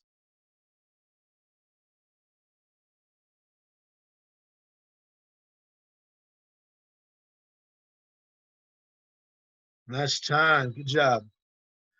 So that's a quick little wrist workout. Again, if you guys are feeling it from doing all the typing and stuff, you feel your wrists are a little achy, that's a quick little workout that you could do that's very beneficial for you, and it'll strengthen your wrist and it'll help prevent carpal tunnel. Hey, Kimble. Yeah. This coincides with what you're teaching us. You know, doesn't matter who the person is or what they're dealing with. A lot of the times they're always associating their health or workout set with body parts that they may not be happy about. So they're like, hey, even though I'm doing the wrist thing, I'm not burning enough calories for my tummy. Can you just kind of explain to people how doing other exercises, just because you're not necessarily doing an abdomen exercise doesn't mean you can't burn the calories necessary for you to lose weight in other areas? Does that question sound okay? Yeah, that sounds like a good question and a good, yeah, it's a good question. So that's a great segue to kind of what I was going to go over with in terms of working out consistently. And Antoine's totally correct. And what he just referred to is what we in the business call spot training. And a lot of trainers say that, oh, if you do, let's say, for example, butt workouts, booty workouts, as they call it, that's going to get your booty to be overall better. What it does is it strengthens that area, but it doesn't define it and refine it as much as just doing an overall workout would. And that's why with booty workouts, you'll see that they do 5 exercises that kind of focus on that body part, but then the rest of the workout is basically just calorie burning. And they're just trying to burn calories as much as possible. So when we think about what we just did, and that's why I mentioned the 40 calories, you just burn 40 calories off of doing those simple movements. And again, and that's just the normal intensity. As you get better at this and you increase your intensity, you'll notice, and again, if you have Fitbits or anything that monitors your heart rate or your caloric expenditure, you'll see that the faster you go within that segment, you'll burn more calories. And what it is, it's about calorie burning, that your body has to use up all the fuel. Something to note, all the fat that you have in your body is just stored energy. That means at some point in your life, you had enough energy left over from the food you ate or however your metabolism breaks down, that it just said, you know what, I'm going to take this percentage of all this fuel that I have, and I'm just going to store it for later. And that's fat. All fat is just stored energy. So when people say like, oh my God, I'm so fat or what, I'm like, that means you got a ton of energy, person. You're ready to burn. You just got to get you to where you're actually using your energy so that you can get rid of it. That's all it is. And you'll see that people who have been out of shape or not working out as much and have gained a lot of energy, once they start getting into a process where they're actually burning energy, they have a ton of energy. And they just never are like lethargic or slacking because they're feeling their body's burning all this stored energy that they've always had in them. So if you kind of take that mindset and take it away from it's fat, it's fat, it's fat, and change it to the perspective of, oh, I just have a lot of energy that I got to use, then it'll help you understand that whatever you're doing to use up that energy is good for you. And that's what you overall want to be doing, is burning a lot of energy. And that's where the diet comes in. And that's why we started with diet first, so that you understand that in order to burn that energy, your body needs energy to actually function. So it needs energy right away. And that's what food is. Food is energy right away. So when you eat the food and your body's processing it, it has 2 options. It's either use it right now or store it. So what you want, so from working out, your body starts learning, oh, I got to use this right now. And it'll use up all your energy very quickly. Once that's gone, it'll be like, where's my stored energy? That's when it starts dipping into your fat reserves and starts burning. That's why working out and a healthy diet combined help you to lose all the fat that you need and gain the body that you want. And again, if you want to put on muscle, that's where the high protein comes in. And as a sickle cell patient, the high protein needs to be there because as you work out, cells are getting depleted and getting used up, and you need that to be replaced. So that's where the protein comes into play, because now it'll start replacing those cells that you need to replace. That's why it's critical that you have both in tow. But that's why it was critical that I started talking about the diet first and then the working out second. Make sense for everybody? Cool. So that's a very good question. So yes, you can simply burn your love handles away by doing these workouts every single day. And even then, again, you just increase the intensity to a point where you're actually sweating from doing those workouts. If you're sweating, that means you're burning calories, no matter what you're doing. And that's going to be good for your whole body, not just one body part. Cool. So moving on. Choices. So when we talk about healthy lifestyles, again, we have to talk about the choices we make rebound our entire life. And what I mean by that is what I was talking about earlier, right? When you choose to not work out because you have all these excuses, that's going to lead to an unhealthy lifestyle. It's going to lead to you not maybe having the energy that you want. It's going to lead to a lot of different things. So that's why when we talk about healthy lifestyle, we have to always keep in mind the different choices that we have available to us. We want to make sure that we're making the best choices for our situation, given what we have, and all those things. Understanding we have the power to set up our own schedule. It's very critical that we know and really understand, kind of like what Vic said in terms of understanding your successes. You also have to understand your own power. You have to understand that you can say no. And that's what the next segment is about, the power of no versus the feeling of saying yes. So what I mean by that is when you say no to someone, especially me, who's like a person who's like a people pleaser, it costs me a lot of energy and a lot of time and a lot of stress because like, oh my God, I just said no. I hope they like me. I hope they're still going to be my friend. But you have to say no. You have to understand that the power of no is actually a very good thing and establishes better relationships than saying yes all the time. Because as soon as you say yes all the time, people, just because it's our nature, will kind of start taking advantage of it. Not in a negative way, but they'll always know that, oh, okay, I know I can ask Kimble because he's always going to say yes. No matter what he's doing with his life, no matter how busy he can be, I can always ask him for something because he's always going to say yes. So now, because that person has become dependent on you saying yes, you've now created a sense of a disrespectful environment because now that person isn't really thinking about your time or understanding that you have other things to do possibly. So they're always going to be asking you. As soon as you tell that person no, they're going to now start thinking, oh, wait, maybe Kimble does have other things than being able to say yes to me all the time. Maybe Kimble does have a schedule that he needs to be worried about and working on and maybe moving forward with. At that point in time, you teach people that you're all in this together and that we need to understand that sometimes no is just simply us saying that we don't have time for this because we are prioritizing ourselves first, because we need this to get done for ourselves in order to be as strong, healthy, and as vital as we need to be so that we can help you out in the future on something that you really need our help on. Does that make sense? So, yeah. Taking it breaks. kind of creates a codependency. Does that create a codependency? Yes. Yeah. When you say yes all the time, you create a codependency that is not healthy.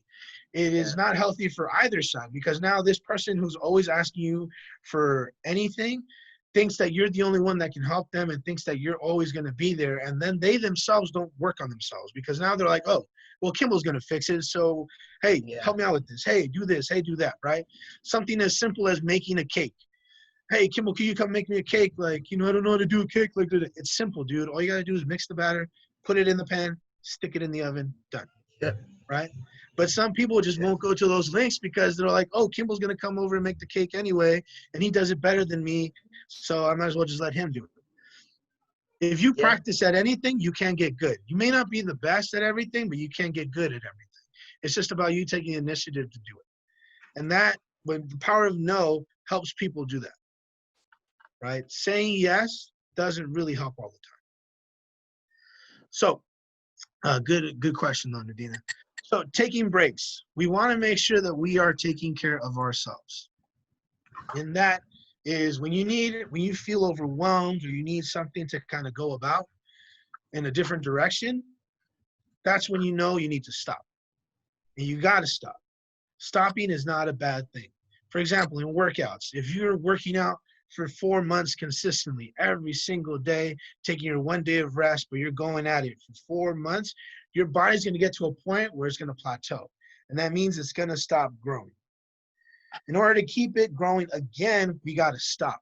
Because now your body gets a chance to recover. It gets a chance to relax. It gets a chance to kind of be in a state of like, okay, what's going to come next? Versus we're like, I already know what's coming next. I'm already ready for it. And we're just going to keep grinding. And then you keep grinding and grinding and grinding. And it's the same line all the time because you're just grinding. But you're not grinding effectively. So in order to grind effectively, it's good to take breaks every now and again. And your body will tell you when you need breaks, and your mind needs to connect with that to understand what it is. When we talk about the wellness segment, you'll kind of see how they go hand in hand with that. You got to have a workout regimen, as I was saying before. In order to have a healthy lifestyle, you got to have a workout regimen. And that means simply every day jotting out 30 minutes to an hour. And it could be something simple like a stretch routine. Stretching is very, very key, and it is a workout in and of itself. So when you do stretching, if you're not sweating after you're done with the stretching portion of it, you haven't done it correctly. Stretching should be vigorous. It shouldn't be like, oh my God, this is going to kill me. But it should be like, ooh, I feel that. That feels good. That feels really good. It's pushing a little too much, but that's good. I need that. I need that, right? So you need to have that feeling of stretching. In fact, we'll kind of go over it right now. So what I want you guys to do is interlock your fingers here, and I want you to push your hands all the way forward as much as possible, and then lean forward. And then lean forward and keep leaning until you feel yourself getting racked like you're on a rack. And you're just getting stretched completely out. We're going to hold that for about 10 seconds. Here we go. 1, 2, 3, 4, 5, 6, 7, 8, 9, 10. Release. Come back. So you should feel like you just did some work. It shouldn't be like, oh, that was nothing. Like if you felt like you just did some work, that means you stretched completely. That's a good stretch. You can have, and that was 10 seconds right there. So if you have a series of about 12 stretches that you can do, and I'll send a list of stretching that you can do along with the list of recipes, do that for about 10, 15 minutes. That's already part of your workout. Then we do the little wrist stuff for about 15 minutes. Boom. You got a 30-minute workout that you've just done, and it's all good stuff for you, and it's not hassle-free. You could be here in front of your computer doing it while you're working at it. That could be your break. That could be the break that you need in order to keep working on those projects that you're doing. So it's a very simple way of kind of living your life in a healthy manner, is you just have to be conscious of it and understand that you can take control of it. Then what you want to do on a monthly basis is an overall health status check-in. And what that means is once a month, you take a good old notepad and your pen, and you write down all the good things about your body that you're feeling, all the good things that you've done up to this point in time. Have you changed your diet? Have you changed your routine? What are you doing? What are you not doing? What would you like to do? What would you not like to do? You do that once a month. And as you create a log every month, you'll see whether you're getting better or you're getting worse or different, what's not different, what's staying the same. And within that, you can find variances that you can do to, again, come up with a creative alternative to what you're already doing. Again, what you don't want to do, and some of you are really good at this, is get into a routine, and you love routines. Myself, I love routines. If I'm going to walk 30 minutes every Tuesday at 1 p.m., I'm going to do that for the rest of my life, and I'll be good. That's me. I am routine oriented. For some of us who are not routine oriented and just like variance, or just, you know, we're the type of people that just do things on a whim. Make sure you're just charting it and understanding that's how you can do those things, and you can see on your monthly check-in if you've done it or not. And then that kind of keeps you consistent, and that keeps you aware of what you're doing, what you're not doing. Make sense to everybody? Awesome.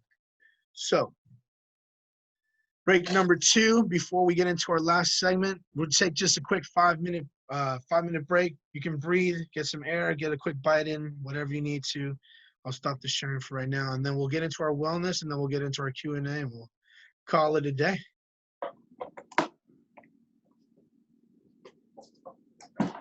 We'll reconvene at 1:12 p.m.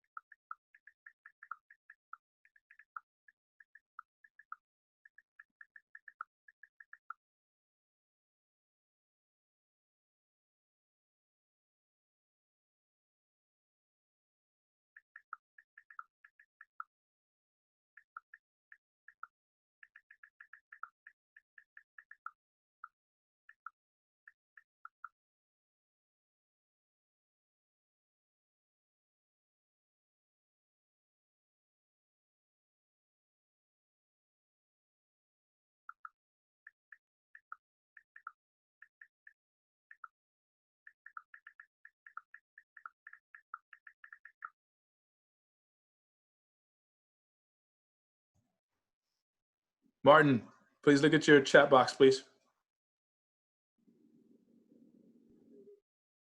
Okay.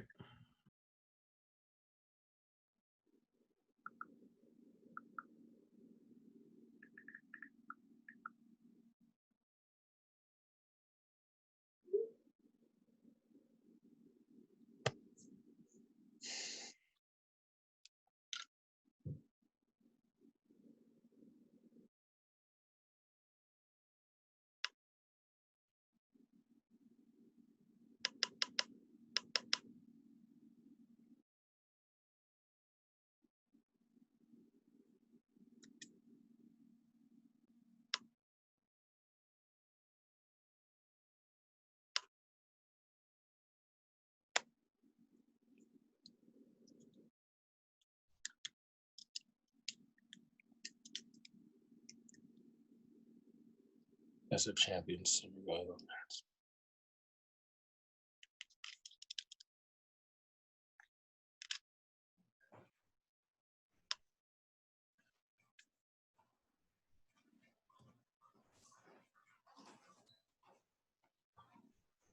Alrighty, yo. Is everybody coming Kimble, back? check your the chat. Hey, Kareem. Yo. Check your chat box, please.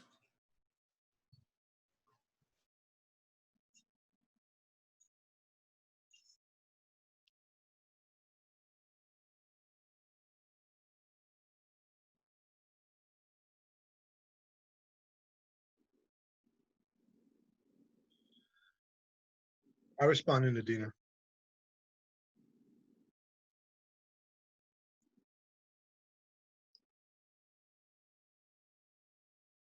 All right, I got you.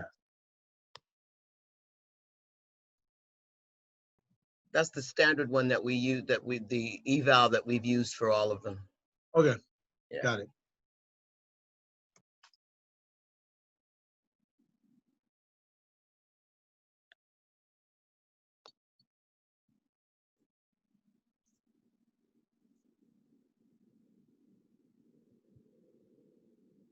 All right, we should all be coming back.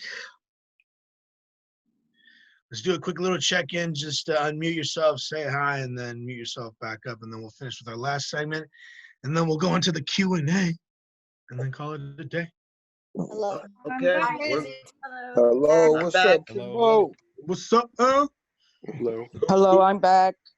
I'm also there. I'm back. Back. Robin Turner's back. I'm back. Oh, okay, all right. Awesome. All right, so let's finish with our last segment here, and then we will move on to the good stuff. All right, I said move on to the Q&A. Okay. So here we go. Wellness, control of the body over the mind, as I mentioned. So we just finished talking about health and healthy lifestyle and the one segment of health and wellness. Now we're moving on to the last part of this segment, which is wellness. And again, I define wellness as being in control of your body with your mind. So having a nice, healthy mind is going to lead to an overall wellness of yourself that you can go on and take to anywhere in any aspect of your life. So what are the keys to learning how to guide your own life? Key number one, understanding your basic needs to feel happy. And we'll go over that in a second. Key number two, writing down all your thoughts into a list or a script for yourself. Key number three is finding your Zen. And key number four is, what are your pain thresholds?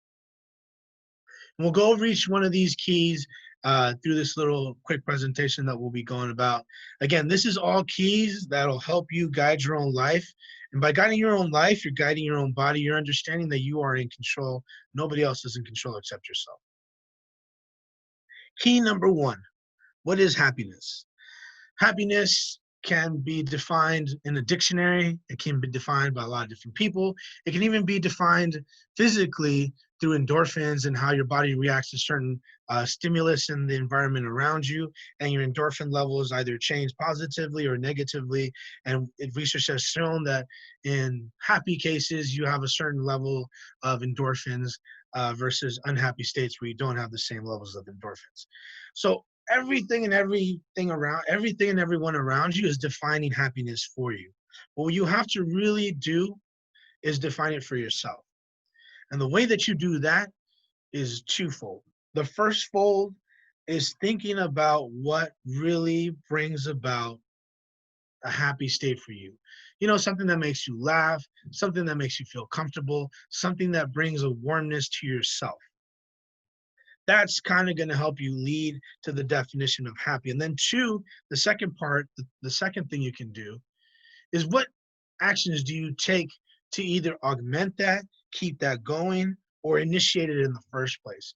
For example, for me, one of the things that make me really happy is playing football.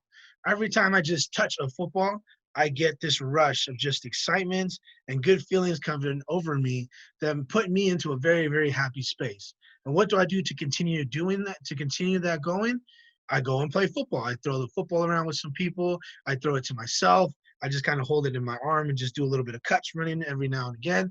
That's what brings me happiness. That's one aspect that I use to kind of reinforce the notion that I am happy and that I am a happy person.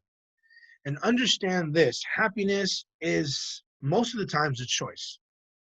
Very rarely is it not a choice. Examples of when it's not your choice.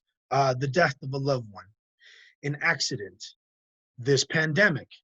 These are things that are out of your control, that your body and mind are just simply reacting to something terrible that has happened. A stimulus that you cannot account for, that you cannot control, that just popped up out of nowhere.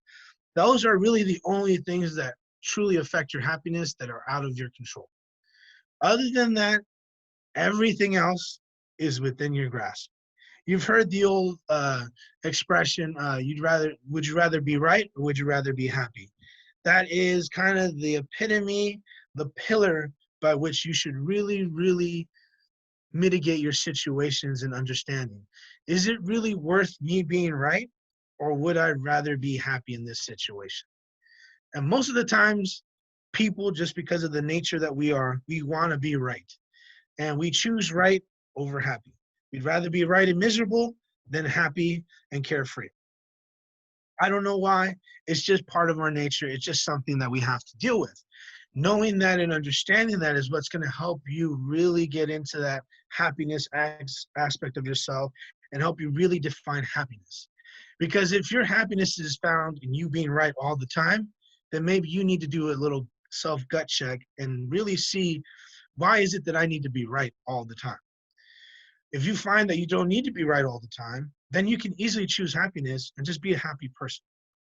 So then the next question is, can it be achieved? Yes, we can all be happy most of the time if we choose to do so. Like I said, besides those stimulus that I mentioned that are out of our control, most of the things we can't control.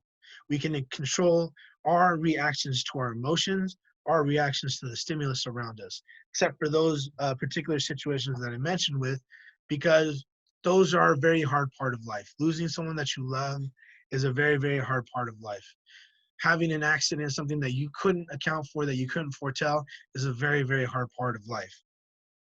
Pandemics, super hard part of life right now, especially when it changes your situation. For someone like me who's a routine-oriented person, it's a very, very hard transition to go from having your normal routine to have to develop a totally new routine in the middle of a second, basically, because you have to go from A to B and you really had no choice, you really had no plan, you just got to do it. So that can lead to a lot of stress, a lot of unhappiness. But besides that, you can control it. It's just a matter of choice. So you always have to understand, with your wellness, it's a matter of you choosing to go in that direction. Key number 2, writing down all your thoughts into a list or a script for yourself. So this is where time management comes into play. This is where your creativity comes into play. This is where all that energy that you sometimes have comes into play. And sometimes you have a lot of energy, you have a lot of ideas, and you're just trying to talk to people, and maybe they might not be receptive, maybe they may be receptive, but don't let anybody take away your shine. If you have a ton of ideas, ton of energy that you think is going to work, you don't necessarily have to keep it to yourself, but write it down. Once you write it down, it's going to stay in your mind, and it's either going to help your energy move forward, or it's going to keep you in an excitable state in which what you're already doing can be further pushed because you're in this excitable state. It's when we let go of those ideas that excite us very quickly, or those feelings that excite us very quickly, that we start losing energy and feel that drain of life coming and affecting us. So in order to prevent that, we want to write things down. Write things like things that you're going to do, ideas for anything that you have. You can have plans for fun, or you can have plans for work, planning for your work, having goals in mind. That's a very healthy mindset, a very healthy way of living.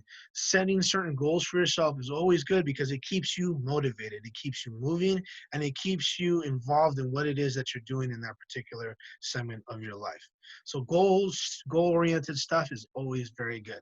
And you can keep separate lists. You can have a list of creative ideas. You can have a list of things that you have to do for that day, things that you have to do for that week, things that you do for that month. Again, if you're routine-oriented like I am, you can do it in a 1, 2, 3, all in a procedure. If you're someone spontaneous, just having a list of those things helps remind you and invigorate you to, oh yeah, I did want to go to Disneyland and do the little rowboat thing that Coach Torres was talking about, because that sounded like super fun to me, and I can't really walk a lot, so I just want to do that. And it's boom, you got a planned trip to Disneyland, and who's not happy in Disneyland unless you're some curmudgeon or you're Donald Trump? So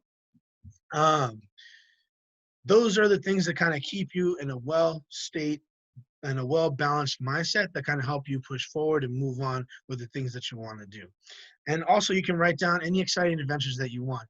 You can have a bucket list. You can have things that you want to do in the future, and they all come to you. You can just add it to your list. And you always have a point of reference for your ideas, your inspirations that you can always look at to reinvigorate yourself. Part of being in a well state of mind and having a wellness to yourself is being able to re-energize yourself and reinvigorate yourself. And that's where this key number 2, writing all your thoughts down, is very critical. Key number 3, finding your Zen. Self-care. This term gets tossed around a lot lately, especially with all the psychological studies that have been going on, this whole revolution that we've gone through from having things be so mechanical and oppressive in a way to now being open-minded, open-hearted, and reflection more on what it is that we want to do moving forward with our minds and our bodies. So self-care is the state of making sure that you are in your best self first before you go out and give to others. You want to make sure that you're not just in a happy state, but you're in an active state, and you're in a very, what I call, responsive state. And when you're in all 3 of those states, you're able to actually be helpful, productive, and most importantly, happy. But with finding your Zen, time management. Understand to take about 5 to 7 minutes a day to kind of quiet yourself. Do the exercise that I said before, where you kind of focus on a point, take your breaths in, take your breaths out, focus on something that brings you joy, that makes you laugh, that helps you invigorate yourself with those breaths, the techniques that I talked about first. Once you find that place, once you find that energy, that's your Zen. Hold on to that and really, really immerse yourself in that for about 5 to 6 minutes. Feel it, understand it. The more time you spend in your Zen place, the quicker you are able to access it when you need it. For example, you're in a high-level stress job and you just had a meeting with the head of corporate, and things are going back and forth. You're getting heated, they're getting heated, things are going. In that moment, you have a decision to make. Do I want to be right, or do I want to be happy? In order to be happy, tap into that Zen energy. Tap in, feel it, and you'll see a clearer perspective, and you'll be able to make a better decision. Where others are failing, you will be succeeding. And in being successful, you'll be able to kind of move forward, and you'll be providing greater leadership to the people around you. In terms of time management, you always want to keep in mind what is important versus what should be done and what can be done. So what I mean by that is, what is it that I need to do right now? What is it that will make me feel better? And what is it that I can do right now? Like right now, what I want to do is go play football. Can I do that? No, because I'm leading this conversation. But I'm so energized and jazzed right now and happy that I want to go and play football. But that's not really important right now. What's important right now is giving you guys the information that you need to get to this level so that you're able to do that and channel it for yourselves. So that's what's important, and that's what can be done right now. And it's a simple gesture just like that. You don't have to analyze every single aspect of your life, but when it comes to key moments, especially when you're doing something important, it's about getting yourself to refocus and staying on track versus letting your mind wander all over the place. It's a constant game that we're always playing, but once you get control of it, it becomes fun. And again, it's another way to kind of energize yourself. As I mentioned to you right now, that's kind of the energy I'm feeling right now as I'm going through this, because I'm happy and I want to do other things, but I know that this is important. This is fun as well. And it's actually more invigorating once I'm able to focus right back into it and just keep doing what I'm doing, which is great. So now I'm even more energized and wish I could talk for another 6 hours. But again, I don't want to keep you guys here forever. So we'll move right along. And key number 4, the last one to wellness. What are your pain thresholds? What that means is, what can you handle? What physically are you able to absorb? For example, I have no aversion to needles because I really don't feel them. They feel like small little pricks to me. So I personally, growing up, would have rather had an injection versus pills. I do not like swallowing pills. Pills kind of irk me out. They freak me out. I've gotten over that luckily, but if given a choice, I'd rather have an injection than swallow a pill. And that's me. That's my pain threshold. That's how I move and groove to certain things. And that's just how I kind of perceive things to go.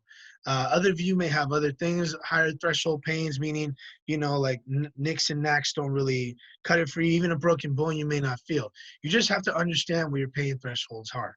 Once you know where they are for yourself, then you can kind of start comparing yourself. Are they higher than most? Are they lower than most? Is it good? Is it bad for me? What should I avoid? What should not avoid? Understanding these things help to lead you in your treatment and your care moving forward, because now you can tell your doctors honest and informed answers to their questions. How is your pain? How high is your pain? You can tell them, for me, my pain is at this level because normally I can withstand all of this. So a 5 for me is different than a 5 for Emily, is different than a 5 for Keith, is different than a 5 for Steve. So knowing that, you can better describe your answers and you can get better treatment because now the doctors can understand you at a deeper level. So with that, we're going to do our closing exercise, time for positive flows. So what I want you guys to do is steady yourselves, find a nice comfortable position. I want you guys to take in a nice, full, deep breath, as much air as you possibly can. Fill your lungs, fill your lungs, fill your lungs, fill your lungs, fill your lungs, fill your lungs. Good, and hold it for a 2 count. 1, 2, and exhale. Exhale it all out. Let it all out of your system. Empty your lungs completely. Let them go. Let them not know what's going on. You're just almost like you're trying to suffocate yourself because you're getting rid of all the air. Good. Now take a short little breath. 1, 2. Breathe in and breathe out. On this next breath, what you're going to do is take another breath. We're going to go for a 5 count. You're going to breathe in. 1, 2, 3, 4, 5. And as you let out, you're going to focus on that object I was talking about earlier in the room, wherever you're at. That's going to bring that happiness. So breathe out as you focus on that object. Feel that happiness. Breathe out. 5, 4, 3, 2, 1. Keep your focus on that object. Let it fill your mind. And from your mind, you're going to take that energy yourself and you're going to reach it throughout your body. And as you're reaching it out through your body, you're going to focus on 2 things. The first thing you're going to do is you're going to focus on that happiness, that tingling feeling that you have. Let it envelop your body. And as you're feeling that Zen moment, as you're feeling all that energy going throughout your body, I want you to focus on one thing that you can do today, one positive thing that will not only bring joy to yourself, but to another person. And I want you to tell yourself that you're going to accomplish that thing. and it's going to make you do good in the world. And with that, I bid you adieu. Go out and do good in the world. And we now have our Q&A on tap. All right, thank you so much for that, Kimble. Kimble's done a really great job of answering most of the questions that you guys have put in the chat box already. But I just want to make it clear that I have been compiling all of the questions into a Word document and all of Kimble's answers, and I'll email that out afterwards. So if you weren't able to get something written down, don't worry about it. It'll come out after.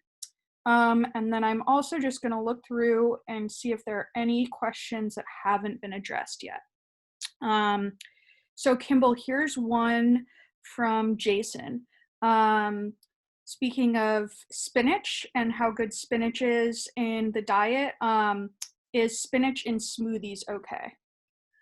Yes, it can be, but what you want to do is you want to avoid having too much spinach. Sometimes all the alkalinity from spinach may cause your body to kind of just get into an unbalanced state where it goes too basic. So with spinach, it would be good to add it to a smoothie, but just in small doses, not heaping handfuls. Sometimes those green smoothies aren't the best for sickle cell patients because they add a little bit too much alkalinity and other nutrients that overload the system. So you kind of want to have a nice colorful smoothie. So if you kind of base it on that, that would be kind of your best tool for measurement. All right. And if any other questions come up as we're doing this, please feel free to put them in the chat box, or you can just unmute yourself and ask as well. Here's one from Solomon. I use ghee instead of butter. Is that okay? Yeah. Ghee is definitely a great alternative source. It has the right types of fats. It may not have all the type of fats that natural butter would have, but it's especially if you're lactose intolerant, it's definitely a good alternative. Great. And here's one from Antoine. When cooking, should all frozen food be completely thawed before cooking? Some people cut corners. Yes. So with cooking, great question. When you have frozen food or frozen anything, depending on the type, so for frozen vegetables, you don't necessarily need to thaw it out because the juices that come from the frozen vegetables or fruits will actually get mixed in with what you're going to be cooking. So actually you want that all to kind of be in there so that it kind of cooks in that juice and creates a nice little soft texture to it. If you don't want to have that texture to it, then yeah, I would defrost first and then cook. For vegetables, for meats, you definitely want to defrost first and then cook it second. When you try and cook frozen meats, sometimes it might not cook all the way through. And if it doesn't cook all the way through, especially for chicken, it kind of have a propensity for salmonella, which is not good. So you definitely want to thaw your meats before you cook. But with vegetables, it's kind of at your own leisure. Great. Thank you, Kimble. Hey, Aiden, can I share something? Go for it, Antoine. Okay, so Nidina Brox brought in a vegan cook a few years back. I think it was either last year or 2018. And you were a part of that, Kimble, where she told us about smoothies to make. And you know, she's all vegan. So in a sense, her smoothies were great tasting and they were jam-packed, but they were like too jam-packed in the sense of creating a superfood or too much mineral intake. And Robert French wound up getting sick the next day because there was so much. And what I remember from my brother, before my brother passed, I was picking out vitamins for him, but I had to make sure that there wasn't so much calcium, so much potassium, so much of that in there, because it would make it even hard for him during his what is it called? Dialysis? Yes, his treatments. When he was getting new blood, he's going through dialysis, they would see that and realize that it was detrimental. So can you talk to us a little bit more about why that happens? Because there are some people here that are have vegan friends that tell him to do these things. Right. So, and Yolanda said transfusion. He was going through Yes, blood transfusions.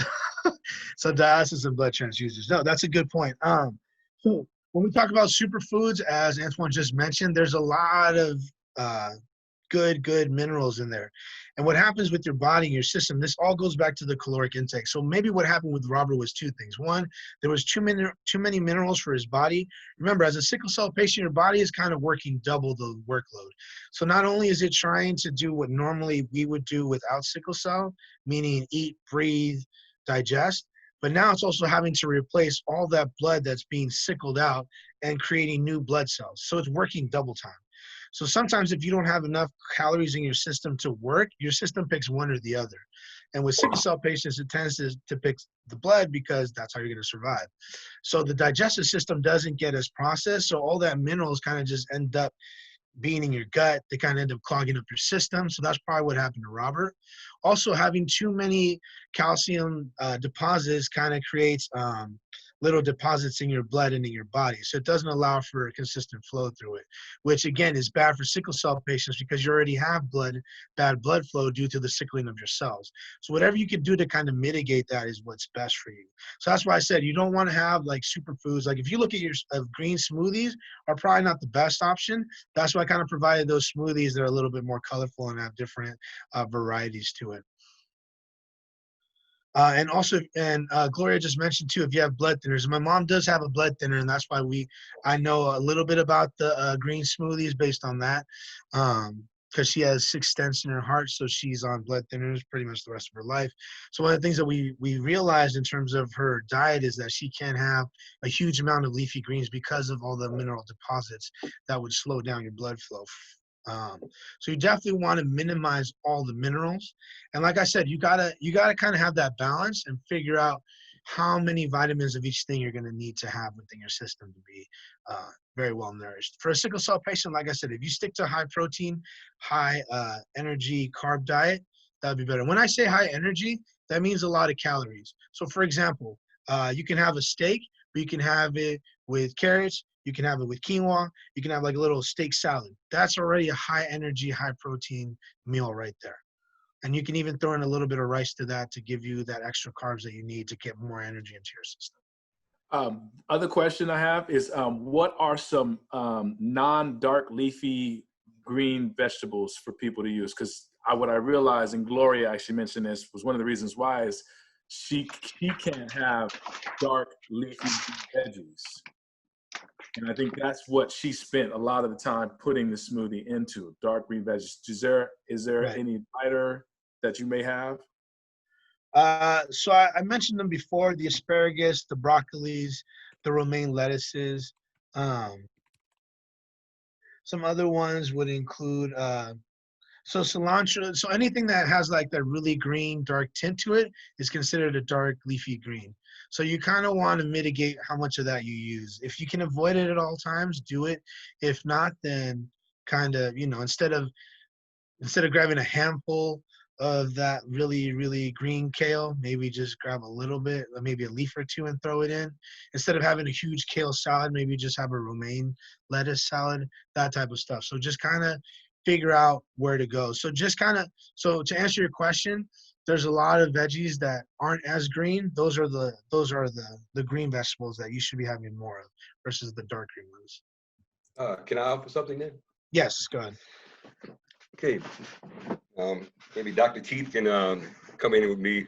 He might know more about this than me, but what I understand is that spinach is a blood cleansing vegetable, right? Yep. And with sickle cell anemia, would you think that if you're going to incorporate any green into their smoothie, you think the first choice would be spinach? Yes, and as Jason asked before, if he could incorporate into the smoothie, you can. Just like I said, and it's one of the things that I have on the list to definitely buy and keep for yourself. And spinach isn't like a super dark green versus kale, which is a darker green. So it is a little bit healthier. Like I said, you just don't want to overload on anything. So spinach is definitely a great option. You can have more spinach than kale because, again, it's not a dark green. It's not a dark leafy green vegetable. But again, you don't want to just have like mounds of spinach, or just put like chock-fulls of spinach into the smoothie. You want to make sure that it's balanced. Does that make sense? Understood. That understood. Okay. So we've got a couple more questions here, Kimble. Nina is asking, can you give some examples of foods that we should not buy frozen because the nutritional value might be lost? Great question. So most of the cooked foods tend to have some nutritional loss, not as much as organic foods. So for example, if you go to Costco and you buy frozen organic blueberries, they've already lost, I think, and I'll have to look this up again, but I think they've already lost about 4% of their nutritional value at the point of freezing. So just kind of having those in mind, like anything that's organic and that's frozen, it's already losing some of its nutritional content. And as you keep it longer in your freezer, it'll lose some, but not all of it. So roughly, you're probably left at the end of the day. So for example, we'll take those frozen blueberries, those organic frozen blueberries from Costco. And I keep using Costco because Costco is the best place to go. You get a lot of bang for your buck. And again, with the frozen section, you keep that if you have a fridge that's big enough. The frozen blueberries, like I said, they lose 4% that, as soon as they're frozen. Then periodically, and I forget if it's every 3 months or every 2 months, again, maybe one of the doctors here might be able to allude to it a little bit more, or I could get a nutritionist more on this. But let's say every 3 months, it loses maybe another 4%. So by the time a year's rolled by, that you had the frozen blueberries in your freezer, you would have maybe an overall content of 85% nutritional value. So it's lost maybe 15% to 20% of its nutritional value. So anything that's organic kind of tends to lose. Anything that's been cooked already, it kind of stays frozen and it kind of stays at that nutritional value. It'll lose some percentage. I mean, everything loses value after a while. That's why there are expiration dates, not only because the food goes bad, but also because the nutritional value depreciates. Kind of like a car. Once you drive it off the lot, the worth kind of depreciates. Same thing with food. The fresher the food, the better. But again, if you're shopping on a budget, which you totally can do and still be healthy and still buy organic, frozen food is the way to go. Because at least you're still getting 80% of that nutritional value. That's a good question. Thanks, Kimble. So one more, what are some examples of, you were kind of just talking about Costco is a really good place to buy food on a budget. I know my go-to is Grocery Outlet. That's where I get all my groceries, and I found so many good deals. But do you have other examples of places to go that are good to shop healthy on a budget? So Costco is definitely my number one choice. Grocery Outlet would be my second choice. Just be careful of their produce section. It wouldn't be as good of a decision because their produce I'm not 100% confident in. Costco's produce is kind of a hit or miss because let's say you buy fresh organic strawberries at Costco, they tend to go pretty bad within 5 days. So either you eat all those strawberries in 5 days, or you're pretty much out all those strawberries and you've only had maybe a little bit of it because they come in a big bundle. So for fresh produce, what I would do is I would go to your local market. So for example, in the Sunset, there's 2 or 3 produce centers. I forget what the names of them are, but they're on 23rd Avenue. So if you live in the city, that's where you can go. You can get fresh apples, fresh bananas, fresh strawberries for maybe, dollars, not anything more than $5. And you could get enough that you can eat for like 2 or 3 days. And then you fill up with the whole new pack the next day and stuff. So it keeps it nice and fresh and it keeps it affordable to that. So for fresh produce, definitely go to like your local stores for that. I would also suggest Imperfect Foods. It's a delivery, but you get to customize, and their whole thing is food waste. They're really environmentally friendly, and everything I get is great. Like I've had a bruise on a pear, but I don't come home from the grocery store without my pears in a mess. So, and they have meats, they have organics, they have alternatives to meats and dairies. And I just think they're a wonderful service, and they deliver to your home, and it's really affordable. So you kind of pick your box size and how often you get it. So that's a really good way to get fresh produce, especially if you can't get out easily. Can you type that in the chat box, please? Sure. Yeah, I wanted to say about Imperfect Produce. I love it too. So like an example of like why you can get it so cheap is, you know, so like I got like dried mangoes from Imperfect Produce and they come in a normal bag and stuff, but they're just like small bits of dried mangoes rather than like the big, nice, fancy looking strips. So they're the like smaller bits that just would have been thrown out at the factory. So you're preventing food waste, but you're also just getting cheaper products, even though it's just as nutritious. And sometimes it's just a packaging change. Like they change the packaging, so they're throwing it all away. Or yeah, they can't buy salmon, smoked salmon they've actually changed the name to Imperfect Foods now because they have more than just produce. Yeah, that's always really good reasons for it. And they tell you what the reasoning is. So if you're nervous about close expiration date, you know, they'll let you know. So you can kind of make that decision. I'd like to make a suggestion about something. When you buy fruits, when you buy fruits that are stacked on top of each other, right? Very good idea when you go home to separate those fruits as best you can, because the humidity when they're packed on top in your home will cause the deterioration to go faster. That is a very good point. I was actually going to mention that as well. Not that particular. I'm actually writing that down, Edward. I didn't even know that, so that's very good to know. Thank you for that. But yes, if you wash your fruits, dry them first before you go and put them back into storage.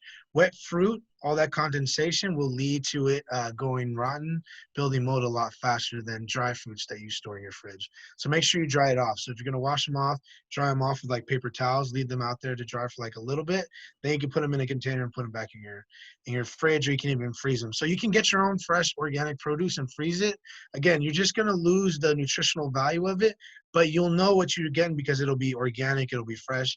And again, you can even go ahead and have a prep day like on a Sunday. Let's say you go shopping on Saturday, or as Claire suggested, you get Imperfect food produce and then they deliver to you on Sunday. Cut it all up, set up your little package for smoothies for the rest of the day, for the rest of the week, and you just freeze them. And then you just open the packs, throw them in the blender, and then you just do that every week as a kind of prep thing. But yes, that's good to know, Edward. Definitely pick your pieces of fruit apart and let them kind of sit on their own. With that, guys. Excuse me, 1 minute before I finish, before you go. I was talking about the ones that was. I was talking about the ones that was not in the refrigerator. When you leave them outside, you should separate them. Oh, okay. Okay, gotcha. So instead of keeping them in the bowl, gotcha. Refrigerator, you know, it keeps that humidity out of them and make them last longer. Gotcha. Good to know. Okay, so I think these are really great questions. I'll circulate them via email. It looks like it's time now to transition over to Antoine. Make sure that we're mindful of time. Awesome. Kimble, do you have any closing surveys that you're going to give us? Any post surveys? Yeah, I'm going to send you a post test after. So you guys just look out for that. Awesome. Post test and the post test and the evaluation. Yes, both. I need you all to fill those out and return those, please. It's very important.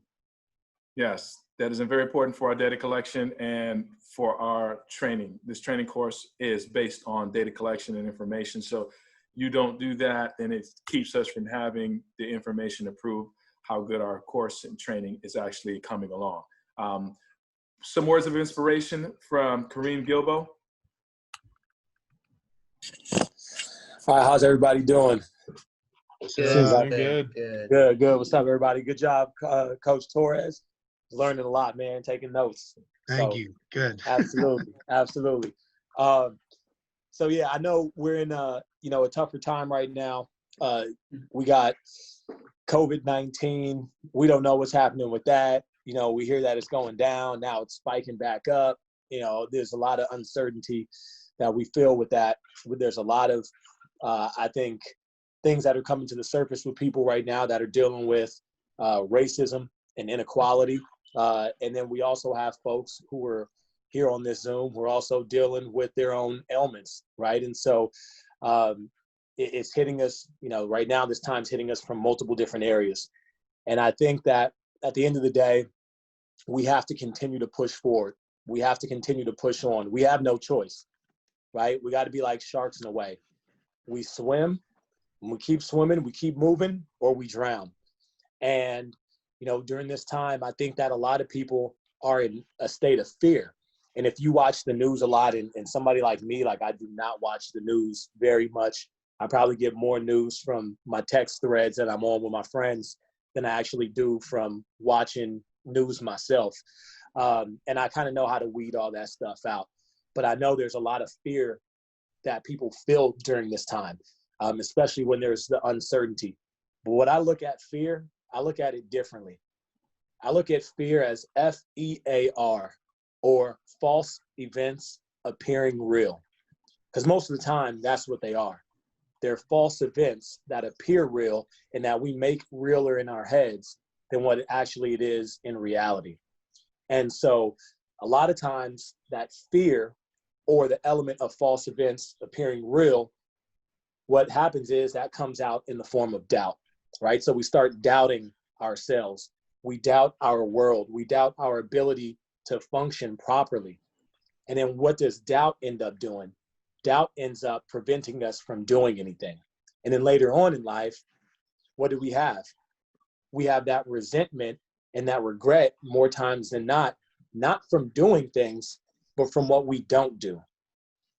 And so taking care of yourself is important, right? It's important, even though we know that it's tough, even though that we know that there's certain things that you have to go through nutritionally. That's maybe more than what the average normal healthy person has to go through, right?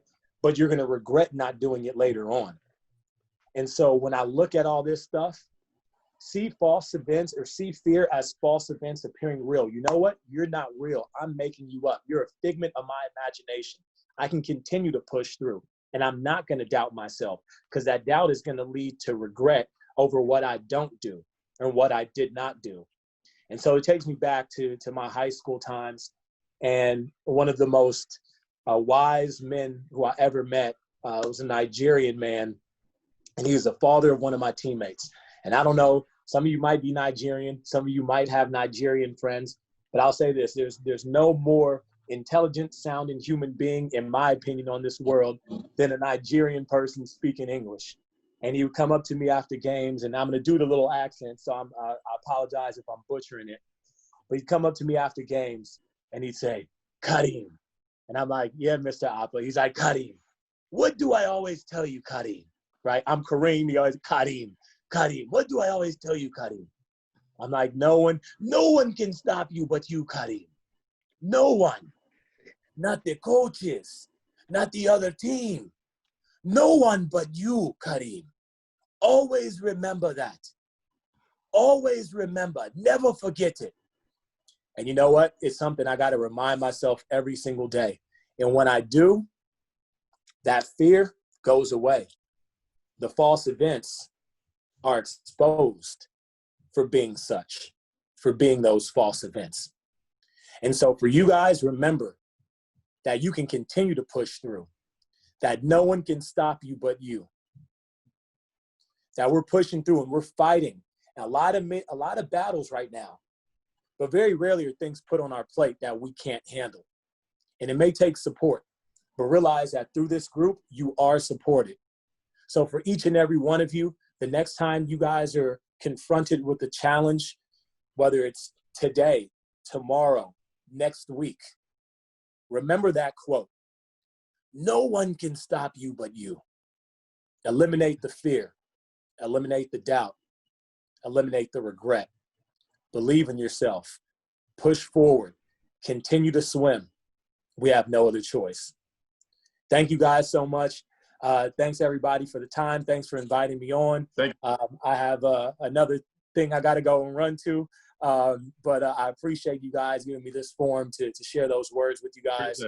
And you know, I'm here to support. So thank you. Thanks everybody. All right. Thank you. Thank you. You're welcome. Bye. Thanks guys.